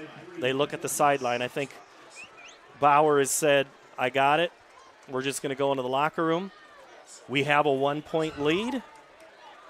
I have a 3 seconds. I'm going to talk to Austin Oliver." He is still talking about that snap. Austin, that might be just something to ask. What were you told about that penalty on 4th down? And then I'm very curious to what he thinks about, his offensive pass plays. So. Sounds good. Yeah, sounds good. All right, so we'll fill for just a moment as Bauer is talking so quickly. 8 of 12 passing for Ankeny for 187 yards, rushing 20 carries, 56. Larmy tonight, 16 touches, 73 yards.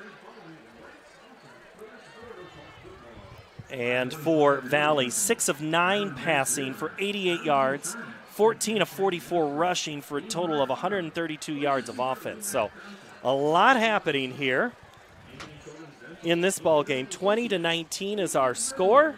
Headphones. And Tim, I'm going to have you hand that microphone off to Mrs. Williams. Let's go down to Austin Oliver. Coach Bauer, big offensive plays on both sides of the ball, both Valley and you guys. Owen Fisher kind of breaking out tonight. Let's talk a little bit about his big pass plays. Yeah, I mean, I know he's a big-time player. We're looking for him. Obviously, they're trying to take Brandhorst away. And, Fish, he's big-time. He's shown it tonight. Let's talk about that play down there right at the end of the half. What kind of explanation did you get? Because I thought they were hike the ball. We messed up. My senior center snapped it. We're supposed to freeze. They were jumping, but we snapped it. So that's on us. It's a bad mistake. We made a couple of crucial mistakes. We've given them 2 of their touchdowns, obviously. Our offense is playing good, but we're giving away. Hey, by the way, good luck, Coach. Our band's the best. Band's the best. He said the band is the best there, Paul. All right. Band director up. Thank you, Austin. How about that, Jennifer Williams, for an introduction? Did you and Coach Bauer talk today about? Yeah, we actually did. So this morning we did a performance for the teachers at Southview and AHS, and he came out and we had a great talk about the band show afterwards and talked about how great we were and right back at him for the football team. It was awesome. All right, so we're getting ready to go. These are hard nights because of the rain and the awkwardness. We saw how the football team kind of started a little rocky. What does it do to a band on a night when there's precipitation? Well, we had to punt today, and we warmed up down in the gyms, which was great to have all that space to warm up in. And as you know, we have awesome band parents that move everything and make everything happen for us. So we had to change the plan a little bit, but these kids were super flexible and understand and just go with the flow. All right, what's the show tonight? The show is called It's Tough to Be a Bug. And this one has been fun to watch. It's always great to see how it develops during the season. Our set pieces look like some nature scenes. Yep, so essentially we're setting the stage that we're part of the bugs. So you'll see that we have the backdrops with the flowers and some bugs flying around. Here very shortly you're going to see a tarp that's opened up that looks like a flower on the ground, and then the jungle gym serves as a top to the flower to start the show. And then I don't want to give away all the secrets for what happens later just yet. We won't. So I know you're normally the one who gives cues. Are you giving cues tonight to Tom? I am giving cues to Tom tonight. And I apologize again for 2 weeks ago jumping the gun on PA on you. I'd never done that. That's a whole different level of pressure. All right, how many band members in the band this year? We got like 215. And that includes color? That includes color guard, yep. Okay.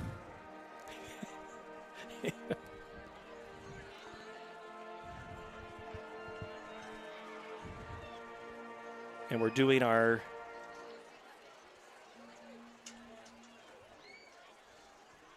We're waiting to make sure all the electronics work for us. Mr. Newhart gives the thumbs up at the end, right? He does. He'll give us the when it's okay.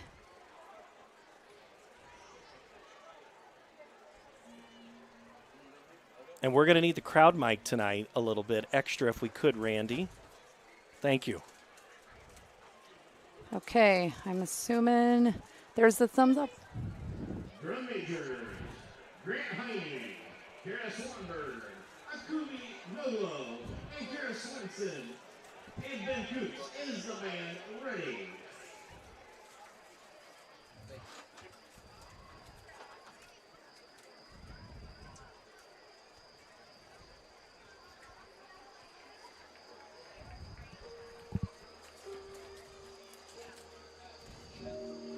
And this is part of the new movement in marching band. What are we doing right here? So we're doing a lot of body work.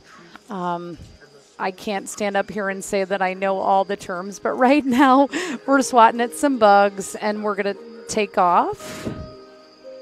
And we call this next picture the caterpillar because there's a bunch of caterpillars over by our bugs on the top of the flower.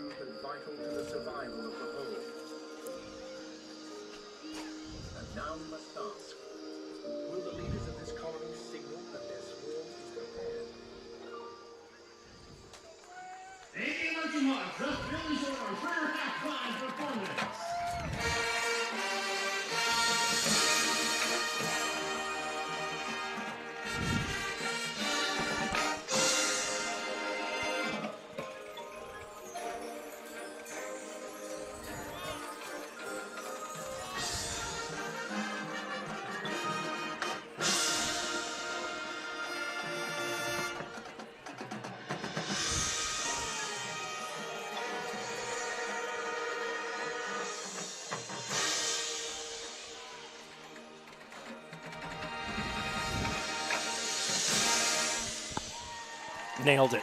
Nailed it. Yeah, they nailed it. That was great. That was awesome. So this next movement, so each of the movements is about a different bug. So our next movement is about wasps. So you're going to hear wasps, and then we take off like we're wasps across the field. Who helped put this show together? We purchased this show from a composer down in Texas with a school that had, or from a school that had done it previously. So the design team for the Marching Hawks is myself, Darren Mell, Nathan Newhard, and DeJuan Brooks.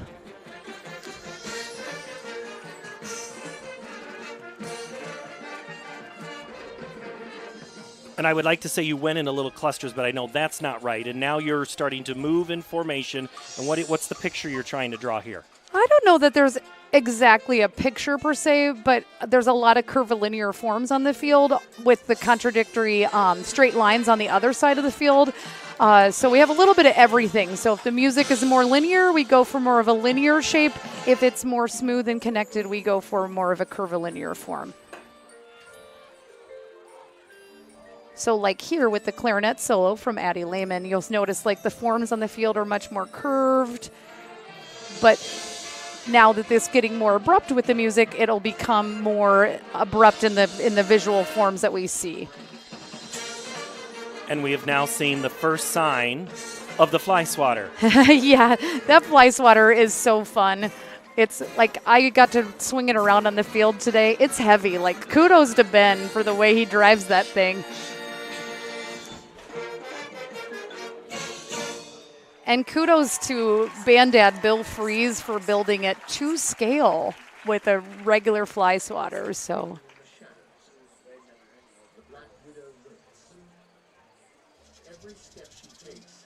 now the Black Widow, this is the spider movement of the show.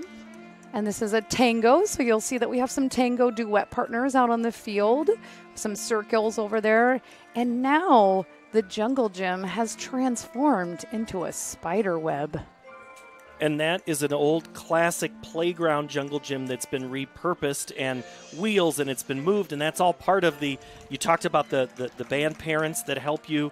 Someone had to help build that, and now they move that, and that's just another aspect. Yes, for sure. Like, it takes an army to get this army of Marching Hawks on the field. That jungle gym is a purchase off Facebook Marketplace that I found. But then, of course, we had to get the wheels and the braces and everything on it to make it transport across the field. So some unique things we use through that. Obviously, you can see that the color guard has the white elastic to serve like the web, per se.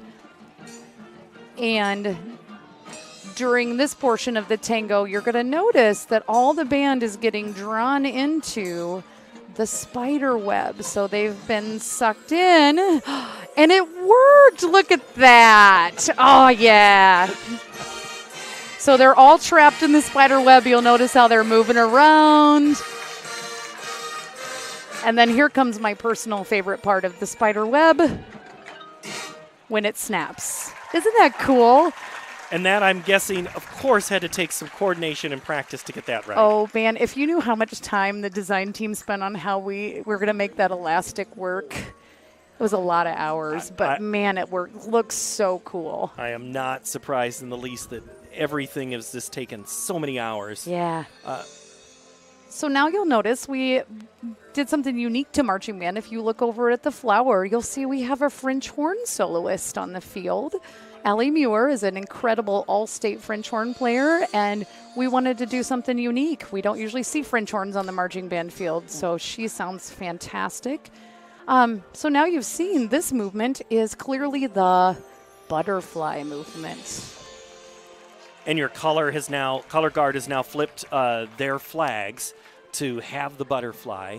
Yep. And again, just always that visual aspect that they are trying to provide and enhance your music, which always is fantastic. Yes, thank you. Thank you. We're all very much talk about that we want to be a concert band on the marching band field. And I think these kids do a fantastic job of this, even when they're making the shape of a giant butterfly on the field right now. So you'll notice that the butterfly flag is now 2 flags to create even more color, even more impact, as well as the visual stuff that the kids are adding to enhance the music. That butterfly is my favorite picture of the whole next to the spider web. I think those are my 2 favorite things. One thing that I've noticed in watching this show this year is how you start out with a very familiar song, and right there is one of the loudest parts of the end of the show. What is the thought on people always think about marching band, louder, louder, louder. It's not always that way anymore, is it? No, we want to create like 5 or 6 high music moments, like the ones that, like that one you just heard, I tell the kids is my goosebump tearjerker moment. Like, and I talked over it, so my no, apologies. you're okay. I still have some goosebumps up here. We're good, Paul. So yeah, we talk about like where are the 5 big moments in the show that we really want to shine. So you obviously got one of those just then. You get one in the beginning of the show. There's one in every movement, like the end of the spider web. So this is the firefly movement. So if you notice, the band is like flapping their arms out with their white gauntlet. That's supposed to look like flashing fireflies.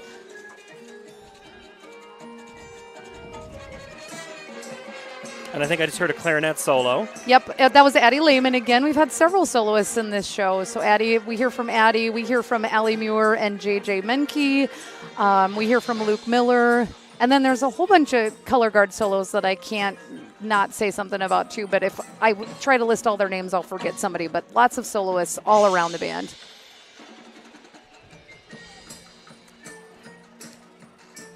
And now the guard has also added in some extra. Yeah, so we've got some rifles out there, and then the use of the flag with the flower that looks similar to the flower that's on the field.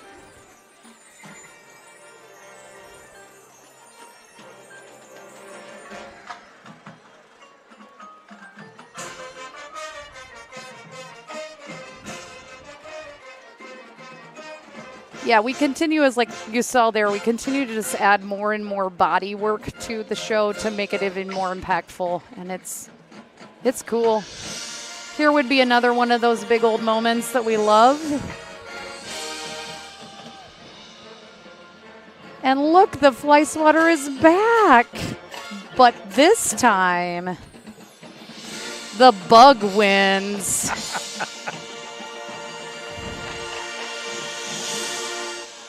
Marching band. Yeah, Marching Hawks. Wonderful show again. Thank you. Thank you.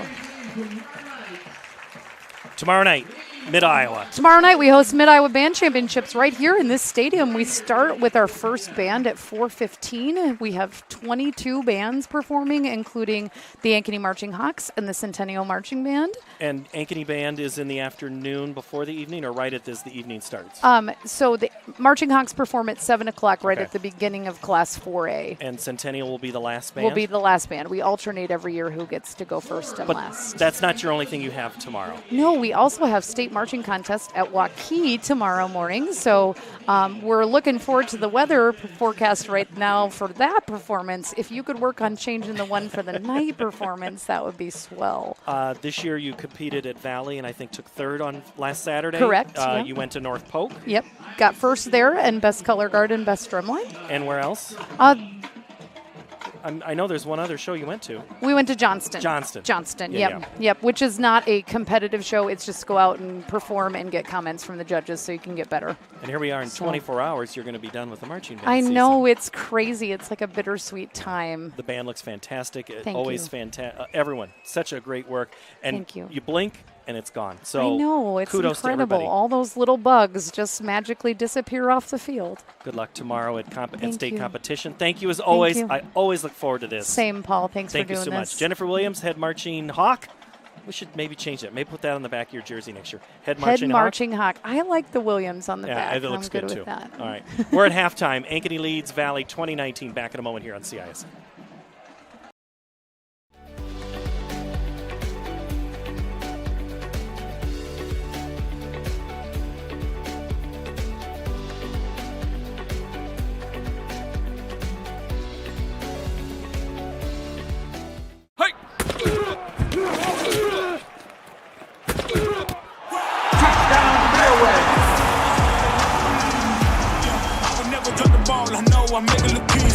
This ain't for the faint of heart, we always playing rough. Joe here with Westside Auto Pros. I know that sometimes your car can be inconsiderate and need work when you're short on cash. So here's what I'll do. When you get your car fixed at Westside Auto Pros, I'll loan you the money to pay for it. Whatever you want done, repairs, services, tires, you name it. Get your car back on the road and you won't even pay any interest for 90 days. My wife thinks I'm nuts. No interest, Joe? Are you nuts? Get your car fixed now and pay later only at Westside Auto Pros. You don't suppose she's right?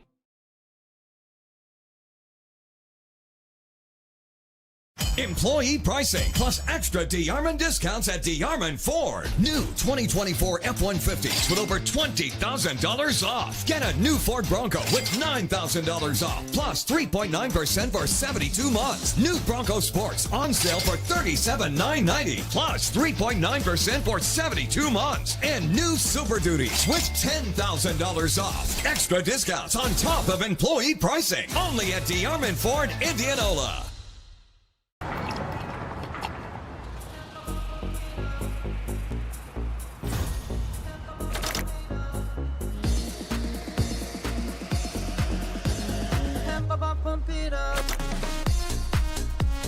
A fuel choice that even rivals can agree on?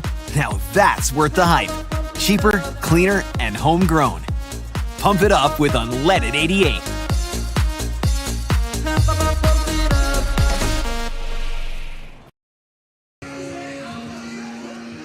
Halftime where the music gets louder and louder. Tim Halber, Paul Yeager, Austin Oliver with us here. And we'll catch Gary Swenson coming out of the locker room. They are making their way out right now. Once the dance team is done, we'll hear what Coach has to say. And just to kind of recap there, what Coach Bauer said, that fourth down play is they were trying to freeze and draw off. And then Ankeny still had a timeout. Freeze if it doesn't work, if Valley doesn't jump. They'll call timeout, and I would imagine they would have punted it away. So that was so the snap ended up being about the worst-case scenario. Valley pulls in within a point. So now, second half here, Tim, if you're Valley, you got to be happy with, we might not have a lot of yards, but we sure have a lot of points. Yeah, one was a bad snap that got in the end, so that was their first score of the game. But they hadn't had a first down, most of the first quarter. So Ankeny had to keep it in check. A couple big pass plays down the middle to the big play receivers. The big gouge yards they get, 40 and 50 yards at a crack. But once again, the offensive plays, I'm looking here, there's only 23 offensive plays for Valley compared to 32 for Ankeny. So Ankeny is getting the ball and having a few longer drives. Which is what Johnston did to Ankeny was to Coach Woodley told me, we want to take Ankeny away from so many offensive plays. And it worked for Johnston. It's working for Valley. Oh, sorry. Austin, are you there? Okay, I see Austin. He's waiting on Coach Swenson. Sorry. I got so wrapped up in that point. I'll keep an eye on Austin here. But it was... Well, Valley has the points, but Ankeny has the snap. So see how that plays. It's very humid. It's you can just see the air all over. The light is certainly bouncing off that. And the flight deck or the cloud deck, I think is what Austin was reporting as the Tigers come out here. 20-19, Ankeny leads here at the break, and we are almost to that last part of our halftime show as both teams are on the field. Gary Swenson's with Austin Oliver. Coach Swenson, big plays in the first half on both teams. You said in your pregame interview with Paul about these teams being very, very, very, very close, very even. 2021, pretty indicative of the score. What does your team have to do in the second half to get the win for your team? We need to move the ball efficiently and effectively offensively.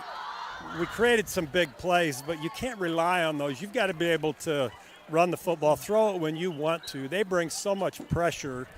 3rd and 10 is not a good down for the offense. So we got to stay ahead of the sticks and see if we can't move the ball, create a drive.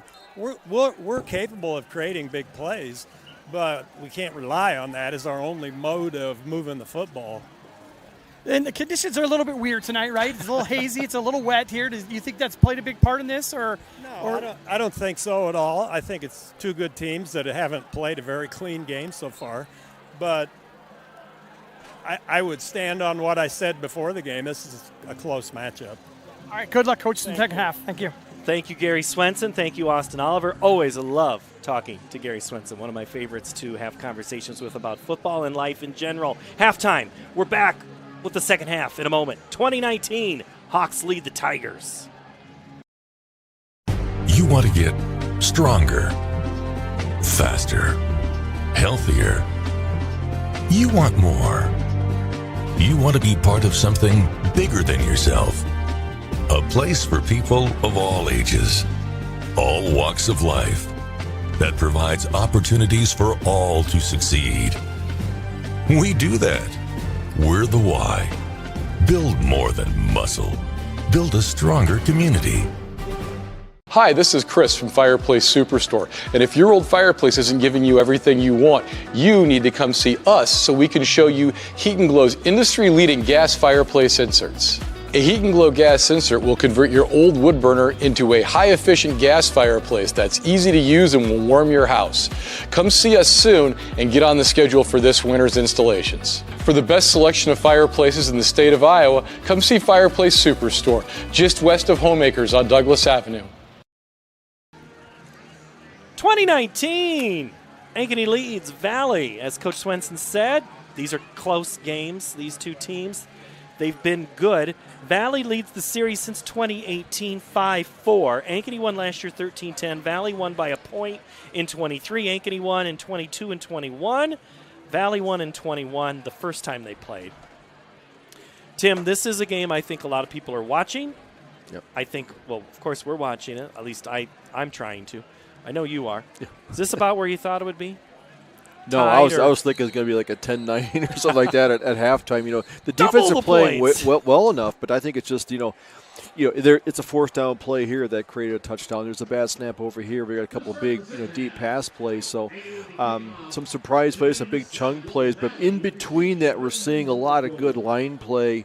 The two big, powerhouses slugging it out here. Classic number 3 against the number 5 ranked team. So I guess it's what we expected. Fleming and Walter will go back deep. No, that's not. That's not Walter. Yeah, that's Jaden Brown back deep for Valley, and the Hawks will bring their kick team on. Cannon Ganal, and Ankeny has experimented and been trying the onside kick. Not sure you're going to pull that out at this moment, but it's on tape. Everybody knows what's going on. Saw Ganal warming up, trying field goals at 50 yards here before they have just kind of, it could come down to like end of the game, like, do you want to take a shot? He was wide right on a 49-yarder, had the distance. Let's see, Waterloo West leads Marshalltown, Norwalk leads Urbandale. More scores after this in a moment. Ganal walks off his steps. And just before 9 o'clock, we are underway with half number 2. Kick's going to go into the end zone and be a touchback.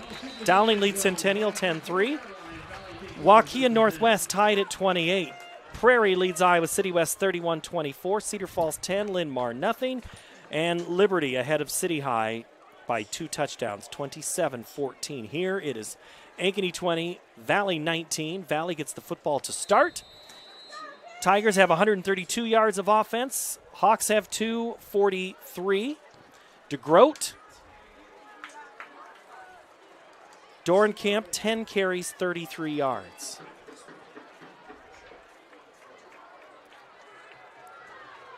Besides a couple of runs by DeGroat, they've been the only 2 getting the handoffs.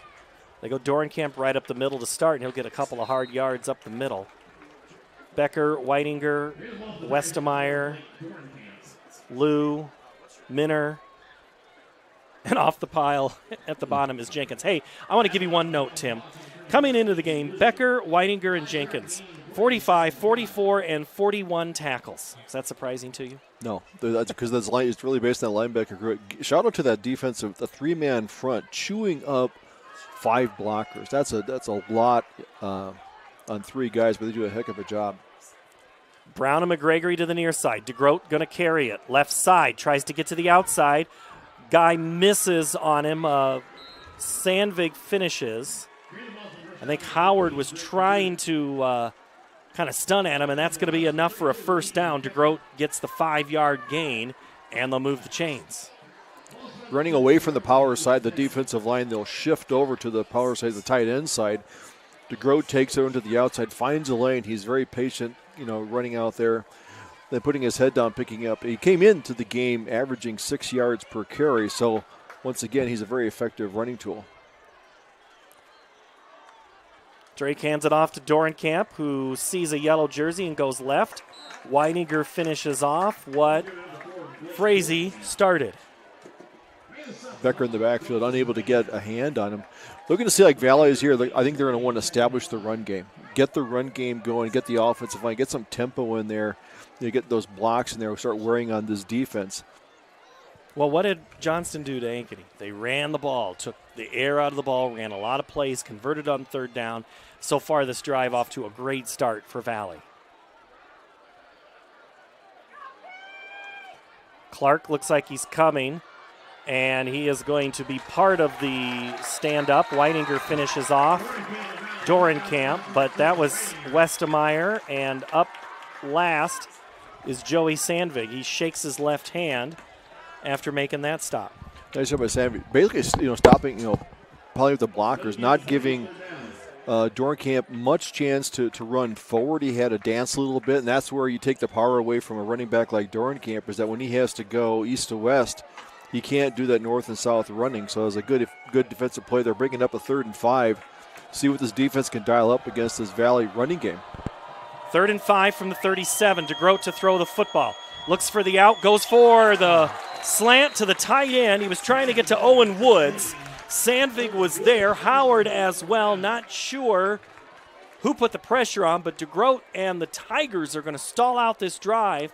They get 1 first down, can't get a pair. Here's the replay. It just was high, just high to Woods, the junior receiver, just not able to pull it down. Yeah, DeGroat, he had time back there. He was waiting for him to clear to come across the middle there. He had him. A little high there, so Ankeny forces the punt. Greven Good in punt formation, takes the snap a little high, pulls it back in, gets a high kick. Mars Clark camps underneath it and then lets it go out of bounds inside the 10. The home fans are calling for a hold, but there is none. Oh, he had him. There's a dance move, I think they call that when you spin your partner, something like that. But anyway, the official doesn't see it. It didn't happen. So anyway, the Ankeny does get the ball back. Hawks will have it 1st and 10 from their own 10-yard line. So again, just like the first half started, poor field position. Valley's made big plays. They got to make some bread and butter ones. Let's see what they do here on 1st and 10. Ankeny's been running the ball with Larmy here in this situation. He's next to Roush in formation. He gets the call. Larmy behind Richmond breaks it into the secondary. He's at the 20, 25, tripped up, and then finally pushed out of bounds by Herzberg. Making the trip tackle was Price, and he may have paid a little bit of a toll on that play. Larmy, great initial surge. I think Lichty sealed him off. Richmond did a nice job, tight end coming across the formation. Came up between the guard and tackle, came up and got in that second level against the linebackers. Got a big block there that Larmy took it upfield. Gain of 24 yards. Ball's at the 34, 9-17. Hawks have the lead and the football. Roush turns around, looks over his right shoulder. The rest of the team looks to the sideline. They go back into formation. Larmy, handoff right side. Gets around Bowden and Breitbach. Alonzo Jimenez, the nose guard, and his 19 tackles. He has 2 tonight. He's up to 21 on the season. Hawks ahead of the chains on that play. Good block by Bowden out there, kicking out the defensive end. Larmy is one of the running backs we've watched all year. He's one of the best jobs of cutting inside his tackle, being very patient, cutting upfield, getting what he can. There he only had 4 yards. It looked like it was closed, but he had 4. Brandhorst and McGregory locked up 1-1 near us. They look and go for the second receiver through, and that's who else? Owen Fisher. Up to the 43-yard line before LeLaisure and Herzberg combine on the stop. But if, Tim, you called it earlier. If you're not going to throw at Brandhorst, at least make him act as a decoy, and that's what he did there. Yep, and then Fisher gets out there. He gets one-on-one on the linebacker, and that he's going to win that one about every time. So he took it out there, got wide open, good target, good pass by Roush. You have to respect Brandhorst, and that takes McGregory out. But at some point, you just wonder, are they going to start peeking into the backfield? Roush is stood up and ripped backwards by Luke Walter. Number 6. Walter's kind of been in and out of this game. He kind of missed a few snaps there early in the second quarter. He's back now, gain of 2. Defense has to very similar to Valley's offense. Ankeny goes out there. It's a single running back, 11 personnel. Quarterback can run the ball. We see Valley do the same thing. That keeps your defensive line and it keeps your linebackers up at the line of scrimmage. So these little short routes tend to be open. You get more one-on-one coverage downfield.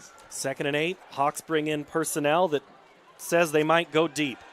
Roush looks to throw back on the screen. That play is read like a book. Oh, what a play by Demaray. Hayden Demaray was not fooled in the least on that one. No, did a great job. Not putting a lot of pressure on Roush. He had no chance to set his feet. There's nobody got open there. And then the coverage was really tight. They do a great job that second. They go one-on-one. They keep their zone. They don't lose their coverage. Forcing Roush. Luckily, to get the ball out, he threw it out at the marker, so now we got 3rd and long. From the no surprise department, Southeast Polk leads Johnston 17-10 at half. I'm telling you guys, watch out for the Rams. They're an upstart program on the east side of Des Moines. Larmy gets the handoff on 3rd down, busts his way through across the 35. He's going to be short of the first down, though, before he's brought down by Demaray. And the Hawks in a different position than being on your own 18-yard line. They look like they're going to keep their offense out. Quite a block there by Bowden. Actually, it was Lichty got out there on the cornerback. Micaiah Leilashur. That's very unfair. Larmy, and that's going to be a busted play on 4th down. Roush is going to reach, but it's going to be Herzberg who makes the stop. That is nowhere close. Botch snap on the RPO, and the Hawks turn it over another time on 4th down. I think Larmy might have had it if he was given the ball, but that might have been a read. So now Valley has it. 34-yard line, 1st and 10. 7:04 to play. Down by 1. Another critical turnover on downs. That's twice now in the last 2 possessions for Ankeny is that, move the ball and then unable to move it on a 4th and short. Putting it back in their defense has done a great job keeping this offense in check the best they can. Missed opportunity. DeGroat sends a couple of white jerseys from the right side of the formation to the left. Claps it out, gives it to Dorenkamp. It gets up. Weidinger is there.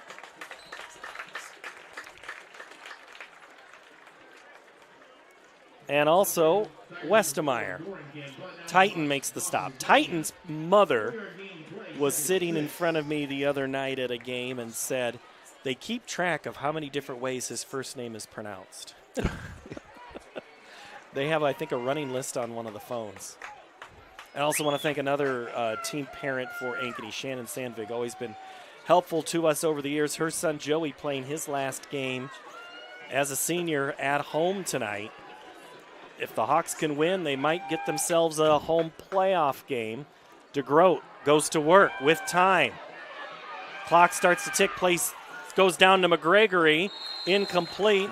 McGregory saying, hey, Howard was all over me. I need some interference. Howard and Clark there. McGregory still working the official, and it'll be third down. Howard doing, he goes, that's my job. Once again, similar play where they had the completion is that McGregory goes on, he goes into the hash mark, he kind of cuts it back out again, but that time they fouled him all the way out to the sideline. There really was no catch there.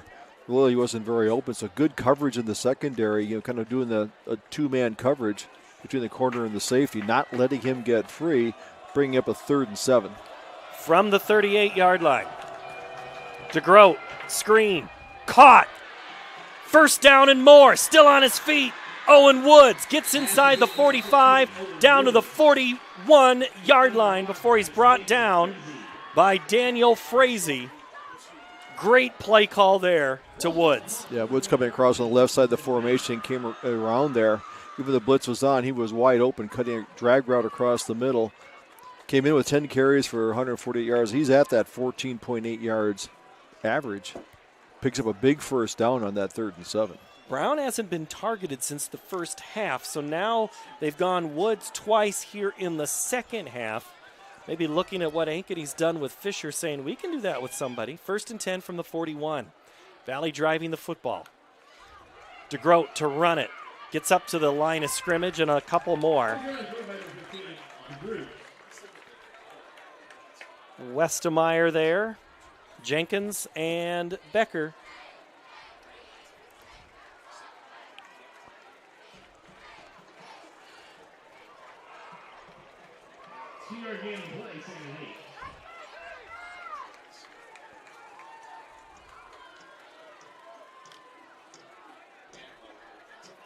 Second and 8 from the 39. Clock approaching 5 minutes, third quarter.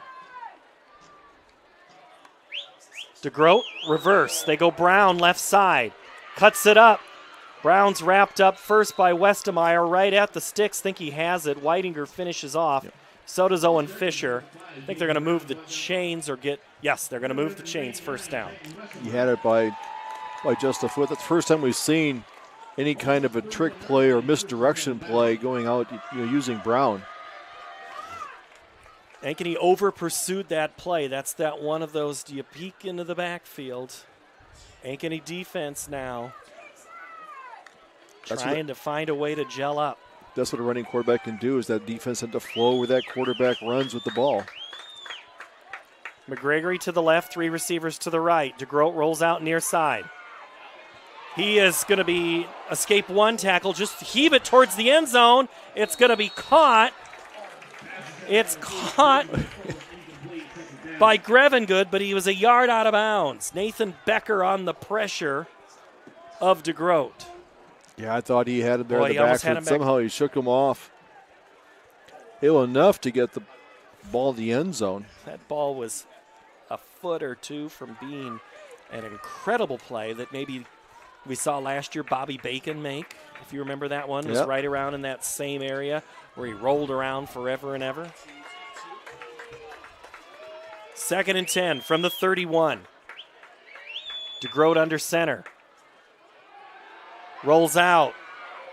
Gets rid of it. Downfield, he's got a man. It's McGregory, incomplete. Owen Fisher on coverage, along with Aiden Howard, and I can only imagine the conversations on the far sideline or wearing orange and black. Yeah, McGregory, he goes down and he slows up his pattern, enough there because he has the speed to get away from the defensive back. He holds him there, but once he's behind him, so it's kind of that delayed deep route that they have. But creates a 3rd and 10. This is where Ankeny's had a tough time on these 3rd and longs, getting them off the field. See how this defense plays out. The last 2 pass plays, these rollouts. Valley's been pretty darn good on 3rd down. What can they do again? DeGroat's going to roll out, throw, get it. And moving it inside the 25-yard line is Braden Schoberl.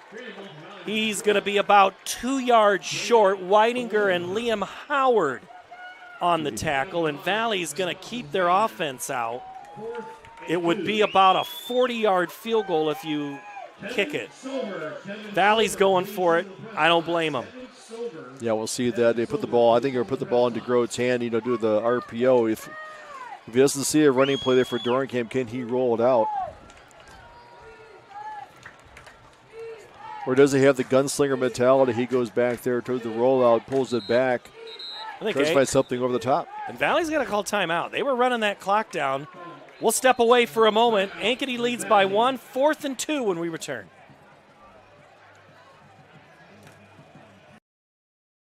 You want to get stronger, faster, healthier.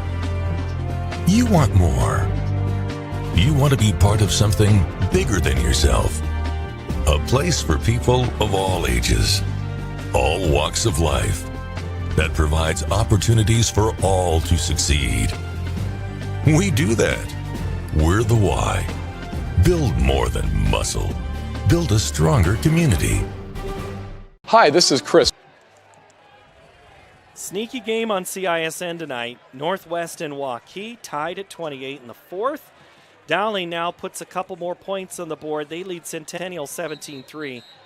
Polk 17, Johnston 10. Cedar Rapids Prairie, Tim, leads Iowa City West 31-24. What do you think of that one? That could be an upset. It helps Prairie. They've been coming up from the bottom. Iowa City West ranked coming at RP at number 9. They want to stay up there. A loss would definitely knock them down in the rankings. But 4th and 2. From the 23, DeGroat and Dorenkamp in the backfield. Huge play. DeGroat to keep it, runs. He has the first down. He's across the 20, inside to the 18-yard line. Hunter Minner finally brings him down, but great play call. When you can't stop DeGroat, just keep running him. Yeah, DeGroat comes in usually around 8, maybe 9 carries in the game. That's 7 for him right there. But, those are big yards he picked up. Picked up 4 there for the first down. It keeps his drive alive. Coach Swenson calls DeGroat a good high school quarterback. I think you could add tough to that right now. He has been great tonight. 7 carries, 25 yards. They've all been huge. They've all made Ankeny guess and guess again. 1st and 10 from the 18. Dorenkamp. Mars comes in and gets to him first. Weidinger is there as well as Nathan Becker. Gets off the pile last.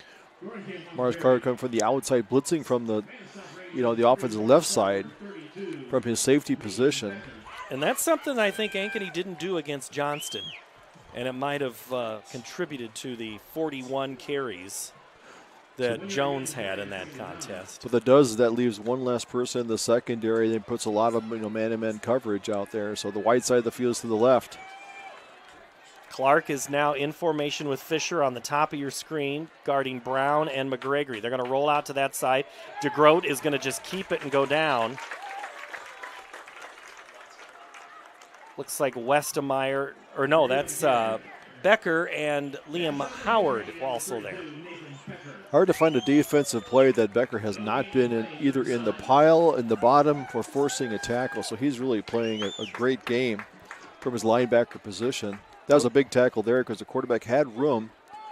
DeGroat kept him to no gain, so brings him a 3rd and 8. With that rollout, he likes to get outside the pocket. And I think some defenses have tried to keep DeGroat in the pocket, and that's when they've had success. Let's see if DeGroat can break contain. He's going to throw it. Come near sideline. Towards the end, he's looking for McGregory. It's caught, but he's out of bounds. Incomplete. And it'll be 4th down on that play. Howard and Frazee on coverage for Ankeny. It had big play potential there. Yep, once again, Mars Clark on the outside blitzing, trying to get to the quarterback. Complaining that he was hooked a little bit where he couldn't get in there, but now he brings up the field goal. On to attempt the field goal is Conley Harn. He's 5 of 8 on the season, as long as 35 yards. This would be 34 from up the middle, out of the hold of Lefevre. The snap, the kick is up, it's low, it looks left, and it's no good. Wow. No good. Ankeny defense holds. So Valley's drive stalls out on a missed field goal.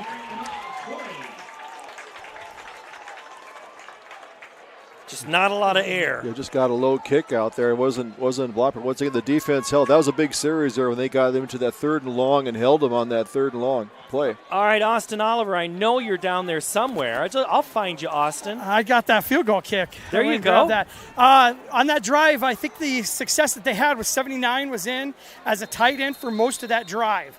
So they loaded up, had that extra lineman out there, and I think they had some success with it, but maybe Ankeny figured something out there at the end of the drive. Cole Wyarda, the senior O-line, and Ankeny goes back up to work up the middle as they now, I'm not saying Ankeny's got enough time as Herzberg makes the tackle to run this clock, but I think Ankeny might be content with running the football, Tim. And as soon as I think I a say couple that, plays here.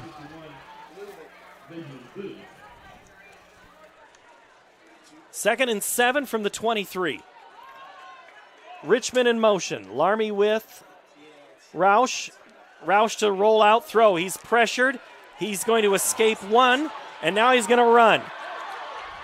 He gets around Herzberg and turns a play that had disaster written all over it and still somehow squeaks out 3 yards. Smart play there where he almost threw it when he was in the grasp. He got out of it. He was looking again. They're closing. Somehow he gained a couple yards there, so bring up a 3rd manageable. Smart play by the quarterback by not putting the ball up in harm's way, gaining what he can. And they can let the clock run out here in the 3rd quarter. Ben Booth, Dustin Herzberg on the tackle. We've had a great 3 quarters. What's the 4th have in store? Ankeny 20, Valley 19. The 4th when we return here on the Central Iowa Sports Network. Hey! Touchdown fairway!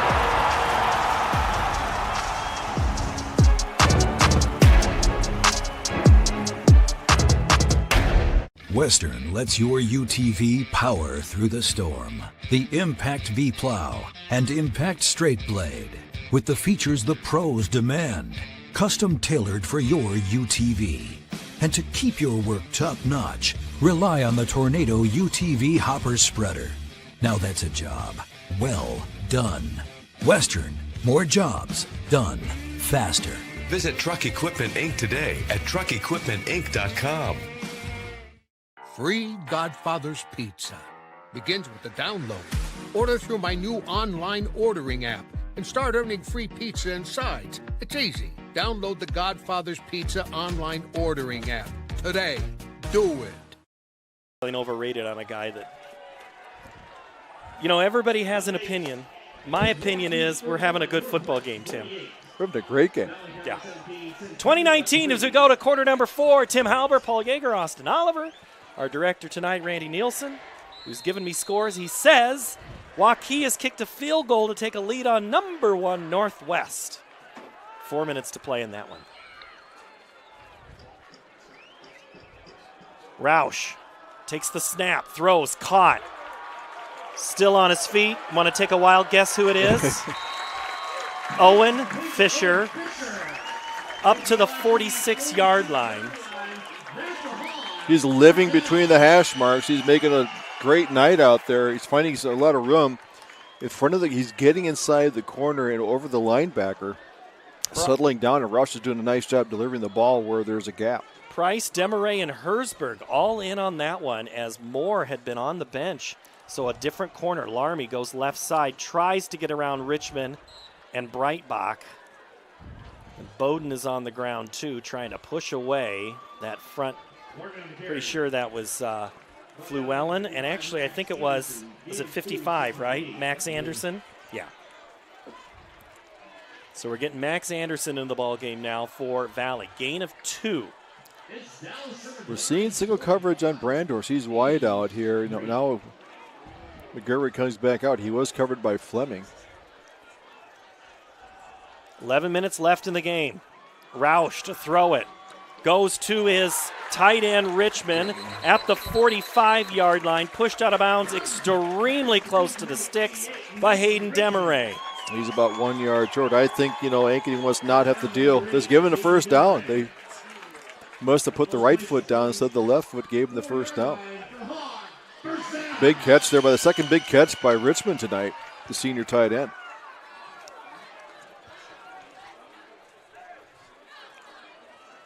Gain of 20 on that play.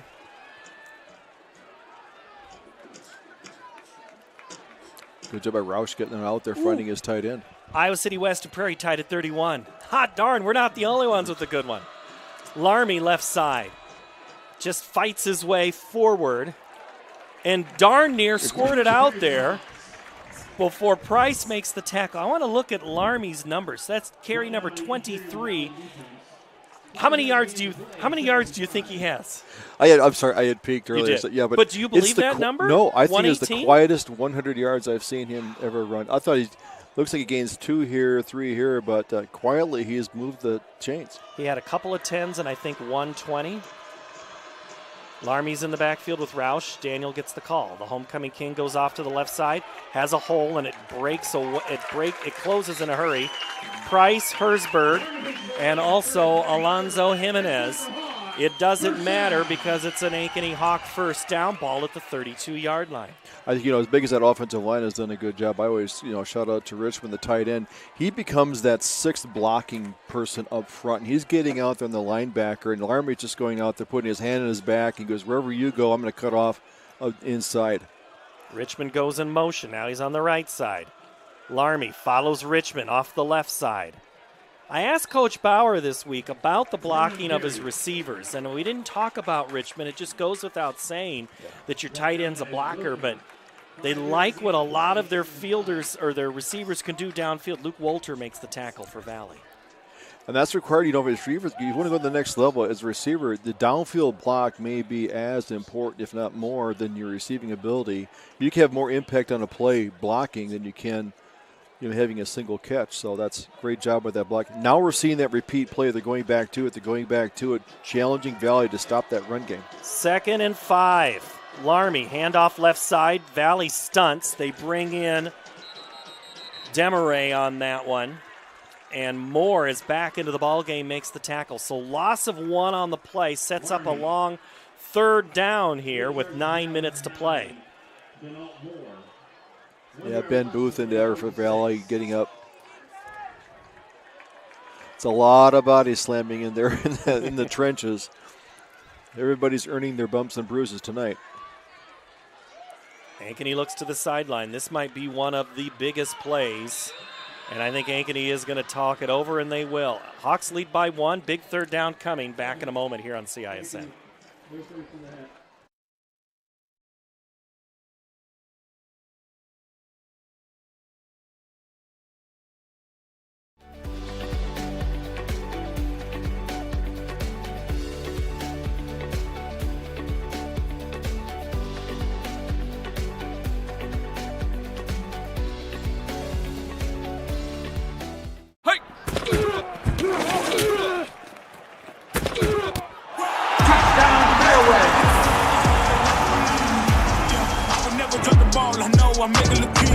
This ain't for the faint of heart, we always playing rough. Ankeny timeout.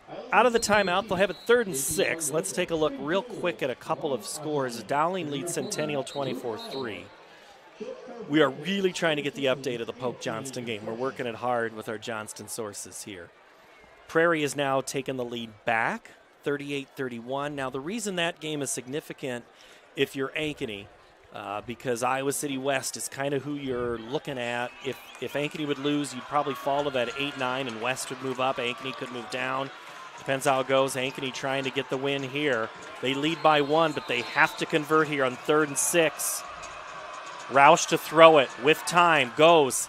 And it's caught. This time it's Brandhorst who escapes. Brandhorst to the end zone. And that's an Ankeny touchdown on 3rd down. Huge play. First catch of the night for Andrew Brandhorst. He did a good job of getting behind the linebacker, Walter. That is his first catch. We let him get free. He climbed the ladder, went up and took it down and took it into the end zone. Quiet until tonight.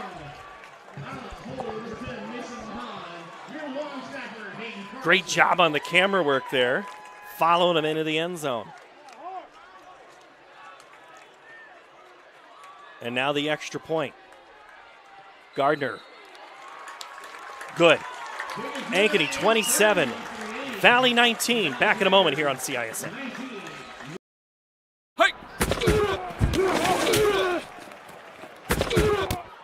Touchdown fairway!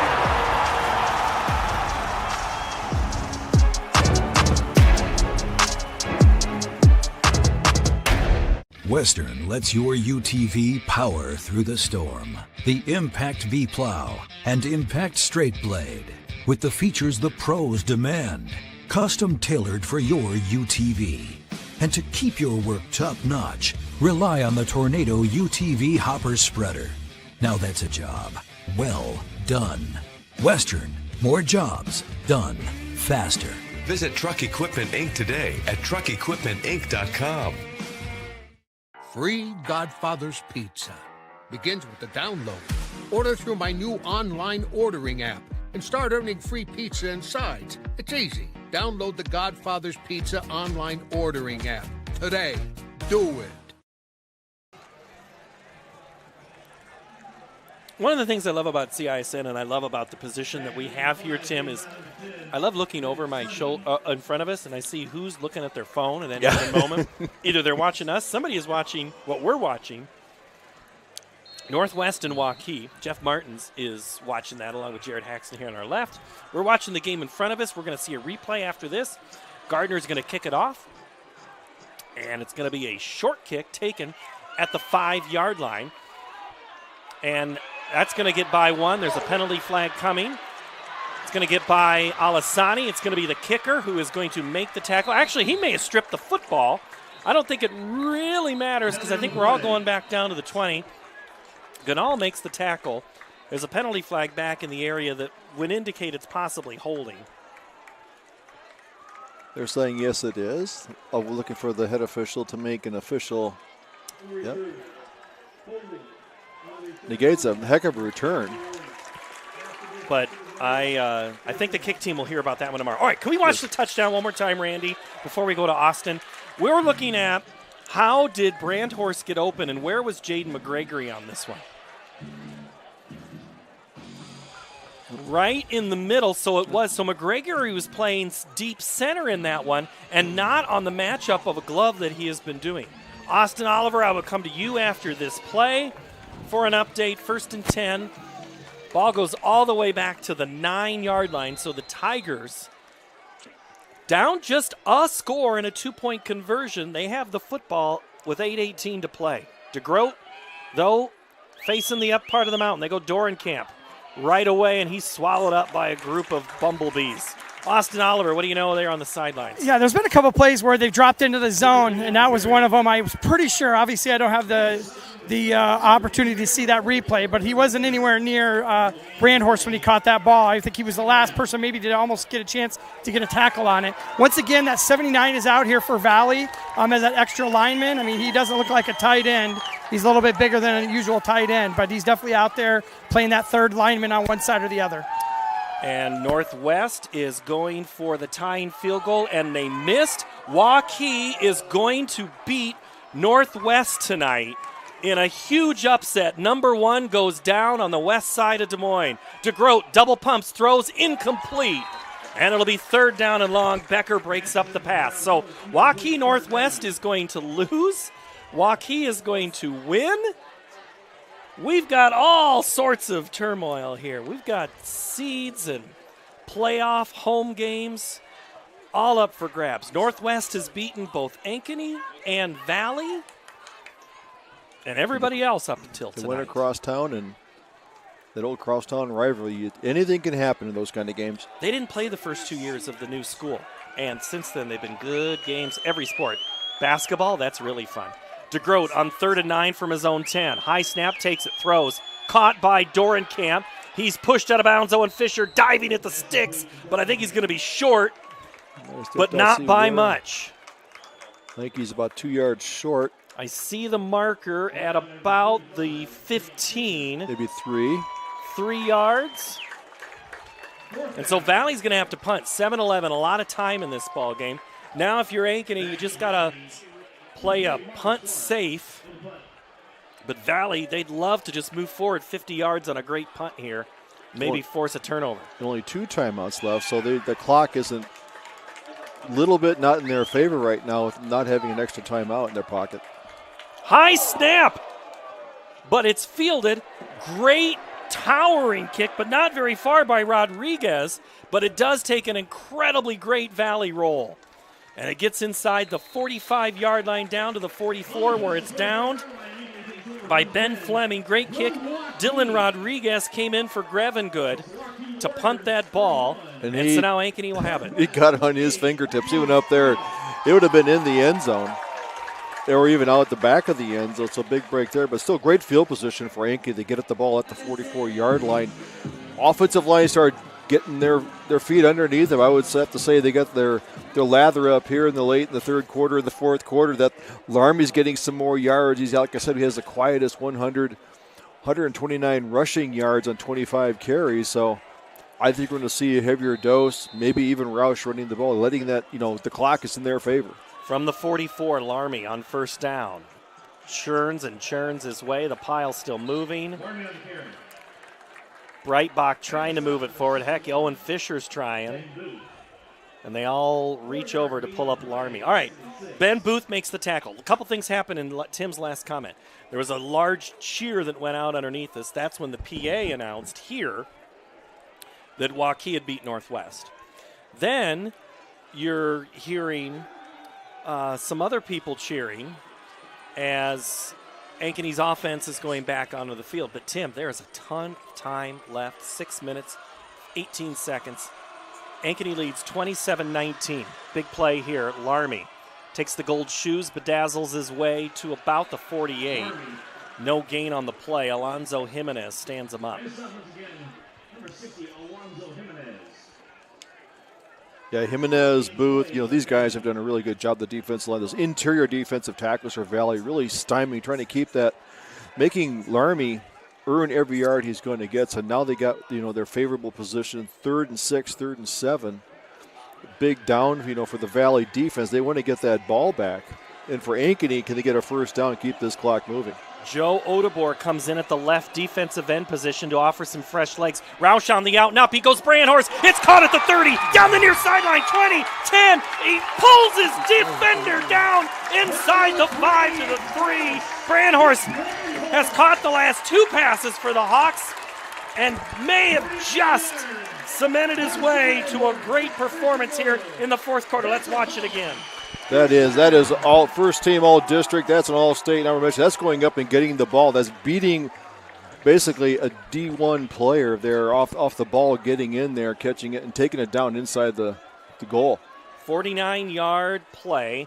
Landon Hutchins comes in. They go direct snap. Actually, it's going to be the up back. Going to be just short. I'm trying to see, it was right behind Roush in the tailback. He was hiding behind the line, and he got the ball. That was Alasani. Yes, Alasani came in. Caleb Alasani just about scored a touchdown. He was lined up right after the quarterback's hip. He turned around, just handed the ball to him. We might not have time to see it. We're going to break the line. We'll show you that play again. Now the heavy package comes in for Ankeny. And before that, did Ankeny move? I don't see a yellow flag. He came in from the side, so either the ball had moved or slid. Sometimes the ball was in the right. Sometimes you don't see the ball is not in the right spot on the field. So they want to Coach wants him to reset the clock, let the clock run. Second down, play clock is 25 seconds. It will start on my line. Take some more time off the clock. Sometimes the ball rolls a little bit and they stop it to kind of reset it where it's supposed to be on the mark. The old move it a little closer, move it a little closer, move it a little closer. All right, here comes that heavy package again. Aubrey and Lichty join, and they push forward for Kale Roush, who's into the end zone for a touchdown. Took a close game, and Mr. Brandhorst, Andrew Brandhorst, the 6'2 senior, basically took the game over here in the fourth quarter.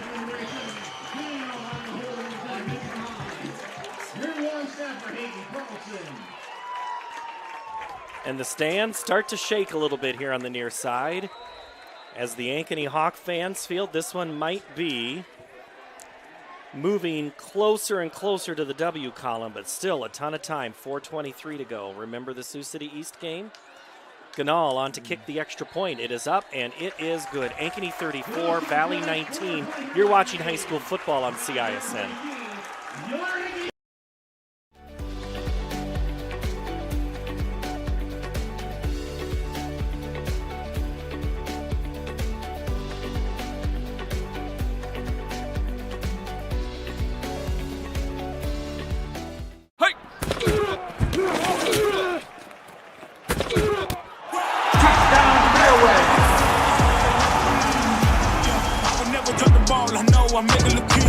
This ain't for the faint of heart, we always playing rough.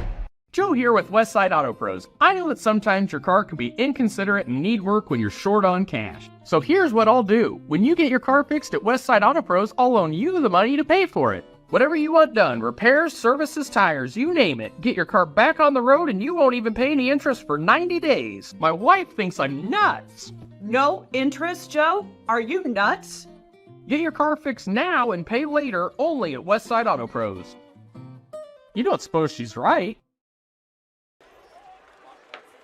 Randy, are we going to be able to go back and show that one play? Is it gone? Okay.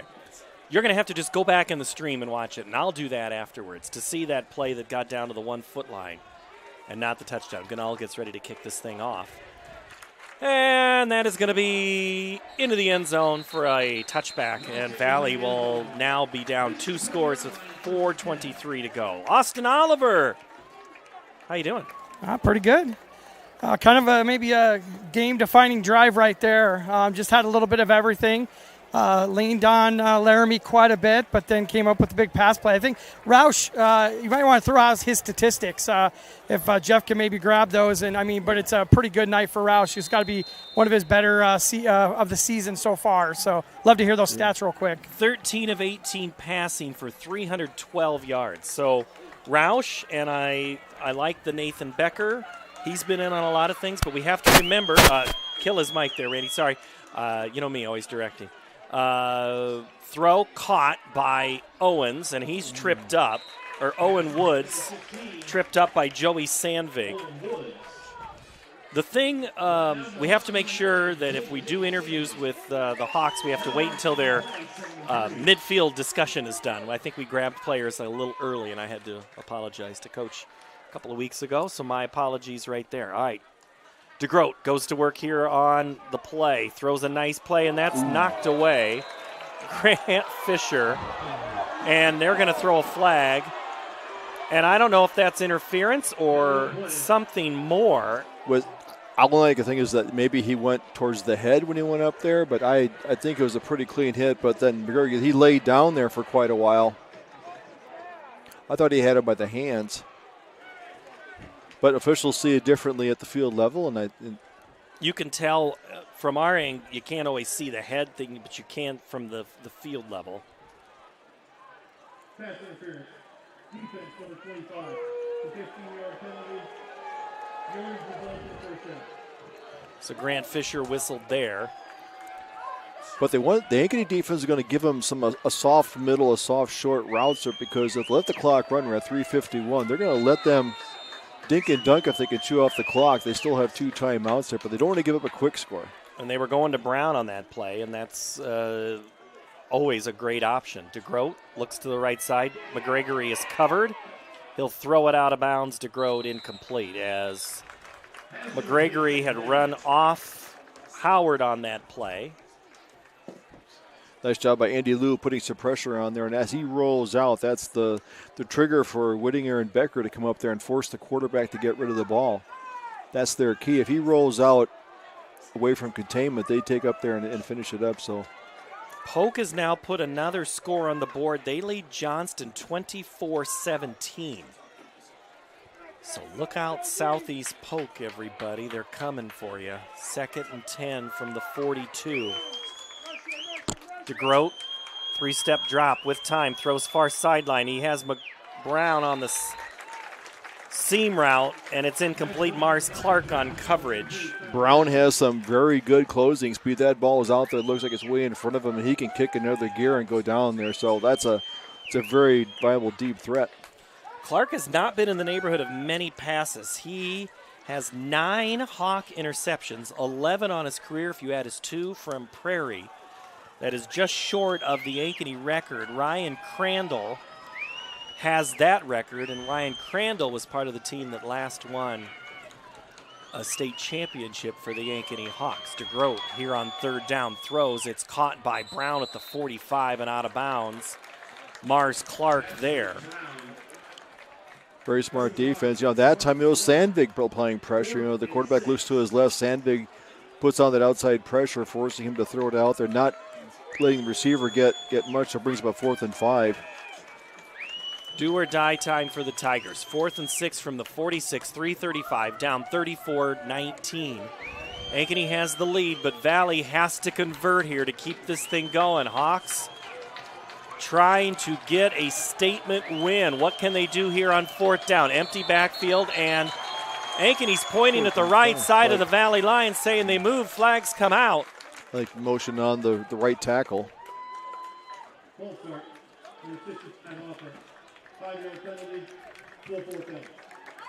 So it's against Valley, and what was 3rd and 6 now, or 4th and 6 becomes 4th and 11.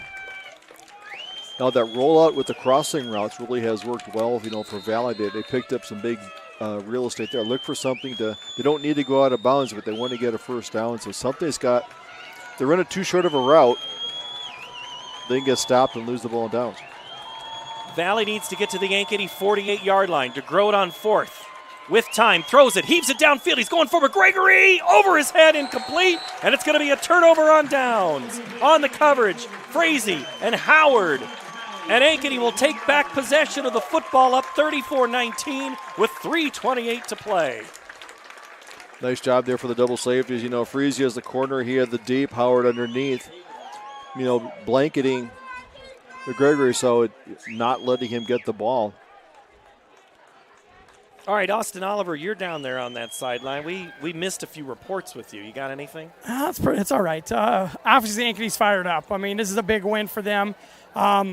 I'm curious what kind of momentum this is going to give them as they move into the postseason as well. So 2 losses on the season. They're going to get. They hopefully will get that 1st round home game. I know that's what's been the big deal playing for them, but just a good win. On 1st down, Larmy gets the ball inside the 40 to the 39-yard line. Ben Booth, Hayden Demaray, Alonzo Jimenez. These 2 teams could easily meet in the postseason again. And I think a few people would pay to see that. They'd love to see it on the Neutra Field in Cedar Falls. But with Northwest going down, the RPI is going to change for a lot of teams. And so will those standings that come out from the Iowa High School Athletic Association on Monday. But the coach calculators will be busy tonight. Fisher goes in motion. They go on the quick touch pass. Grant Fisher, why not? Or Owen Fisher, why not? One more way, and that's finally a timeout from Valley at 2:33 as LeLacheur makes the stop. I think it goes as a pass to Fisher, I believe. Tossed forward.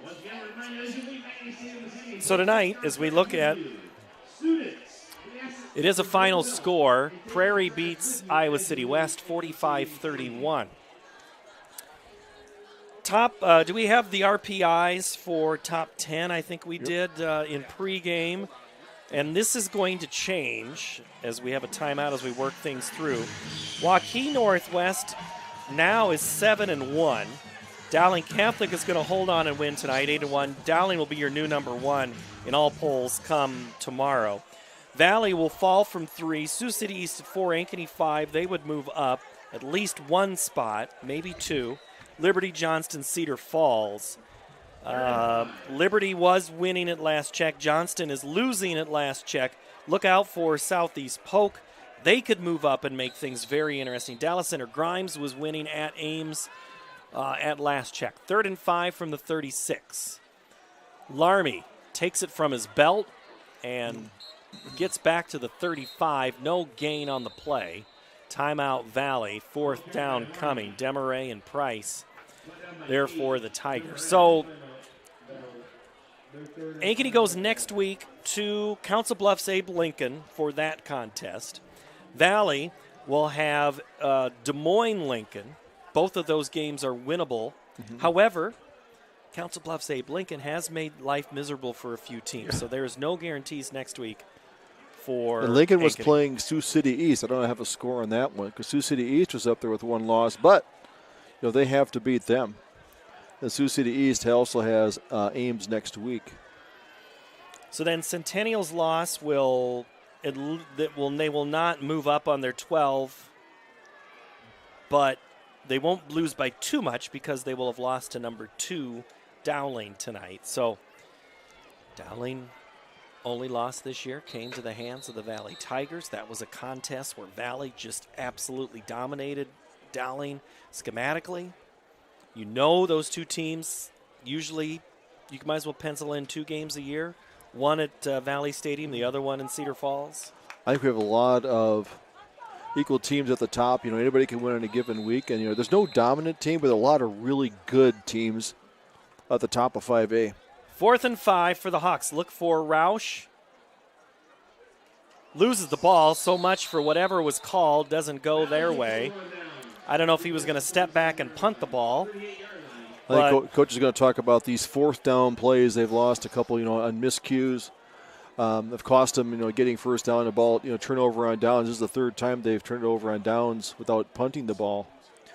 Going to have to work on that for cleaner snaps. You get a little too anxious up there and not making a clean play.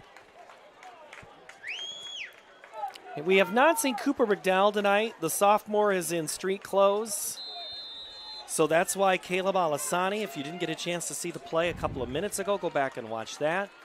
Alasani's had a couple of big plays, but really it has been Owen Fisher tonight. We'll try to catch him in the postgame here.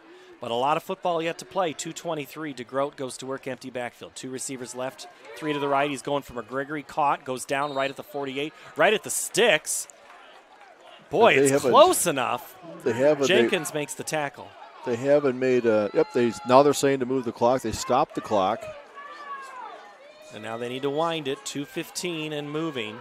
So a 10-yard slant works for Valley. DeGroat looks to the right, now calls his own number, steps up, throws, heaves downfield, and I think he made the catch. He did. Jaden Brown, far sideline, 33-yard line. Joey Sandvig makes the tackle. 2 minutes, clock stops for just a moment.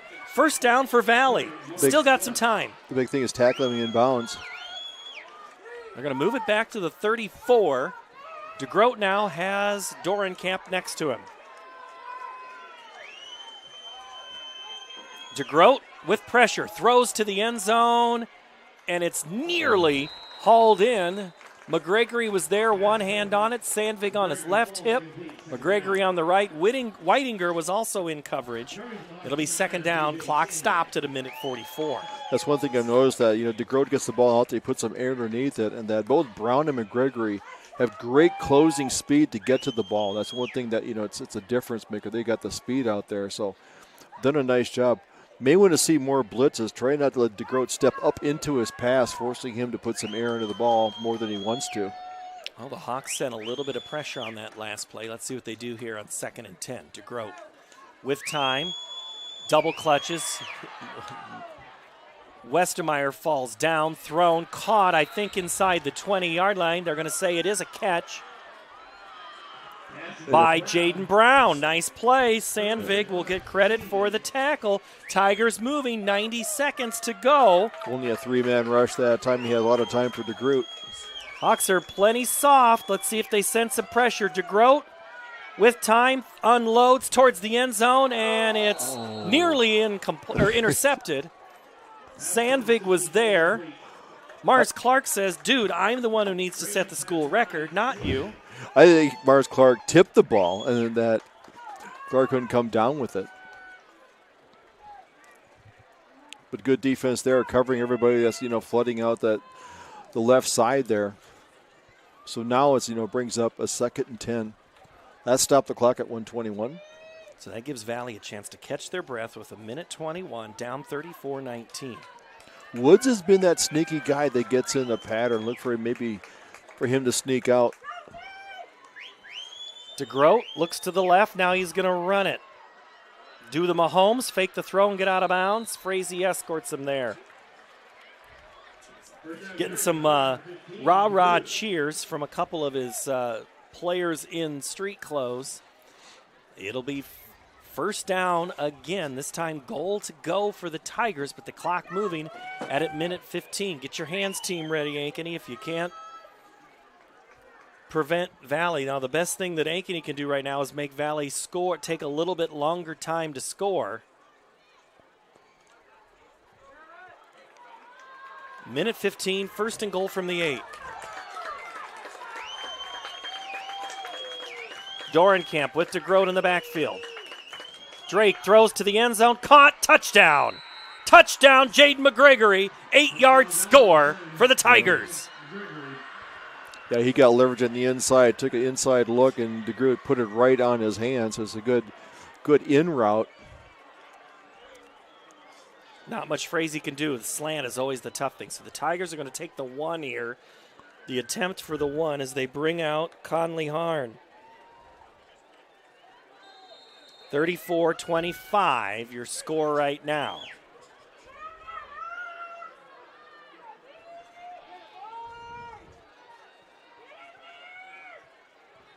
High snap, brought back down, kick is up, and it is good. 34-26, 8-point game, minute 12. Come back for the onside kick when we are returned to Ankeny Stadium. Employee pricing plus extra DeArmond discounts at DeArmond Ford. New 2024 F-150s with over $20,000 off. Get a new Ford Bronco with $9,000 off plus 3.9% for 72 months. New Bronco Sports on sale for $37,990 plus 3.9% for 72 months. And new Super Duties with $10,000 off. Extra discounts on top of employee pricing. Only at DeArmond Ford, Indianola.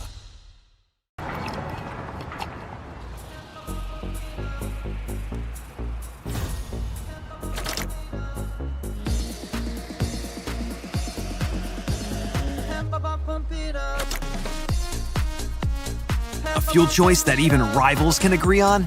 Now that's worth the hype. Cheaper, cleaner, and homegrown. Pump it up with unleaded 88.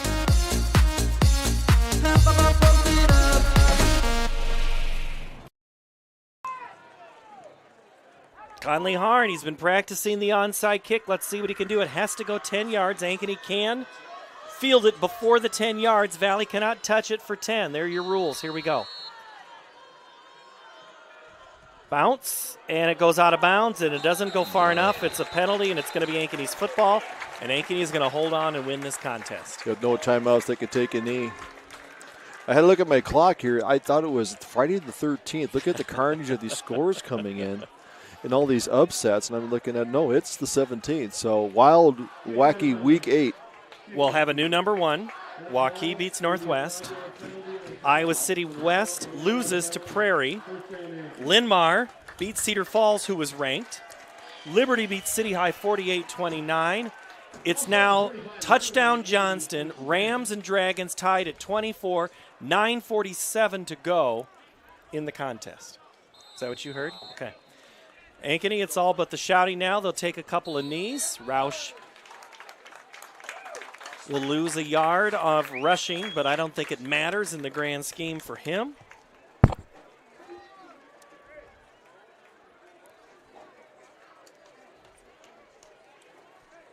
I love this game, Valley and Ankeny. Man, this has been fun over the years, watching these two teams. These two teams practiced back in August together. Coach Swenson says we knew everything about them. We got to see all their stuff in person.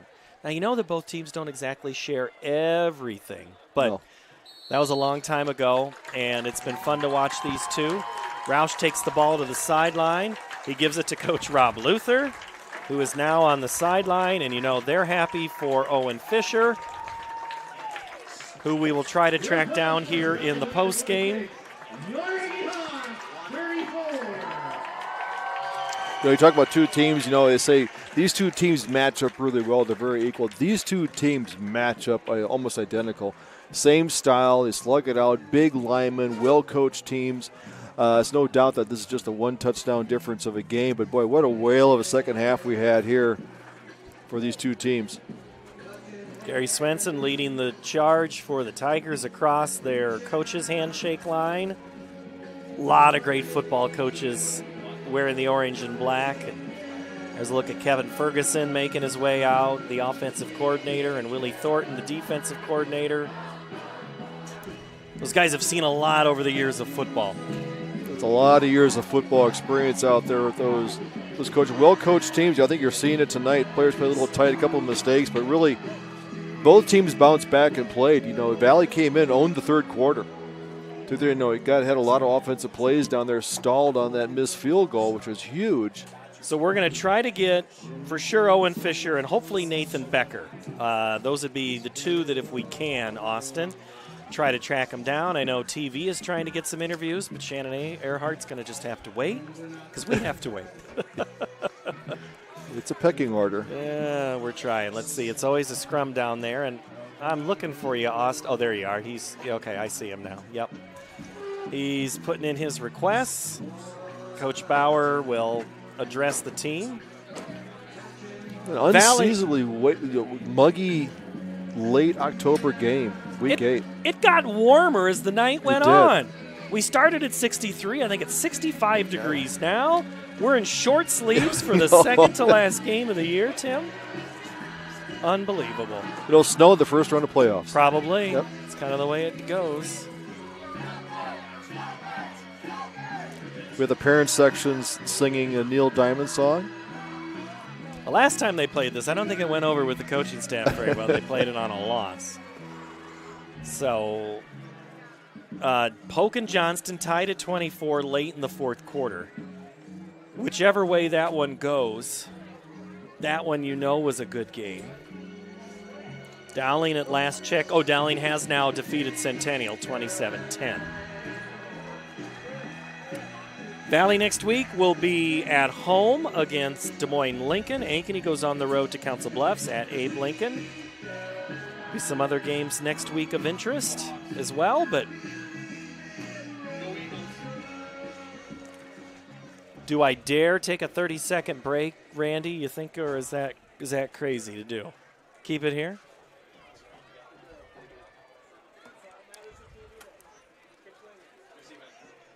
Austin, we can bring you in here while we're waiting things out. Just kind of feel what's Coach Bauer saying there, Austin. He's pretty excited. Just talked about a little bit about how they're going to segue this into the postseason. Called out Kale Roush in his big game, so I think we're going to try to talk to him as well here. Go get 19. I see him right in front of Shannon. Right here. You go get him. I'll let Austin Oliver do his work. So we try to. And I see that's exactly where Shannon wants to go. Oh, they're doing the Lando chant.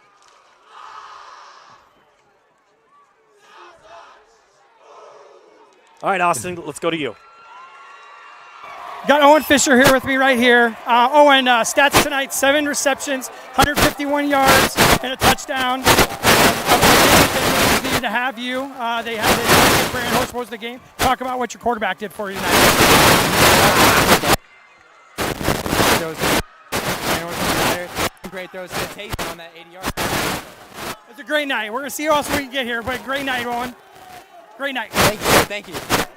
Austin, you got to keep that mic pointed at us. That's why we lost that one again. All right, we'll try it here. All right, you can listen in on that interview if you want. If you want to get her, you go get your other All right, interview. Kale, we're going to try to grab – we got Kale Roush here. Just want to get over your stats here. 13 for 18, 312 yards, 3 touchdowns, and a rushing touchdown to add in there. Just tell me about the night for you tonight. Nothing happens without the O-line. I mean, the O-line worked hard all week. We had 6 guys rotate in and out. It's really good. And the defense always helps you. I mean, after that big mistake in the first quarter, I mean, they carried us up, and we just kept rolling. That's a great night tonight. Congratulations. Thank you. All right, we're going to try to get I'm losing you. Are we losing you? Yep. Just keep pointing at us. Go ahead. Keep walking with back. There you go. All right, Nathan. The defense tonight. Obviously, it was just a team effort. There's weapons all over the field for Valley. Just talk about the effort of the Hawks tonight. You know, great plan by our Coach Harris and Coach McGackey, and they put us in the right spot, and all we had to do is make the plays. We knew we could stop the run, so we just we gotta do better on the pass. You know, that's what we had to stop them. Yeah.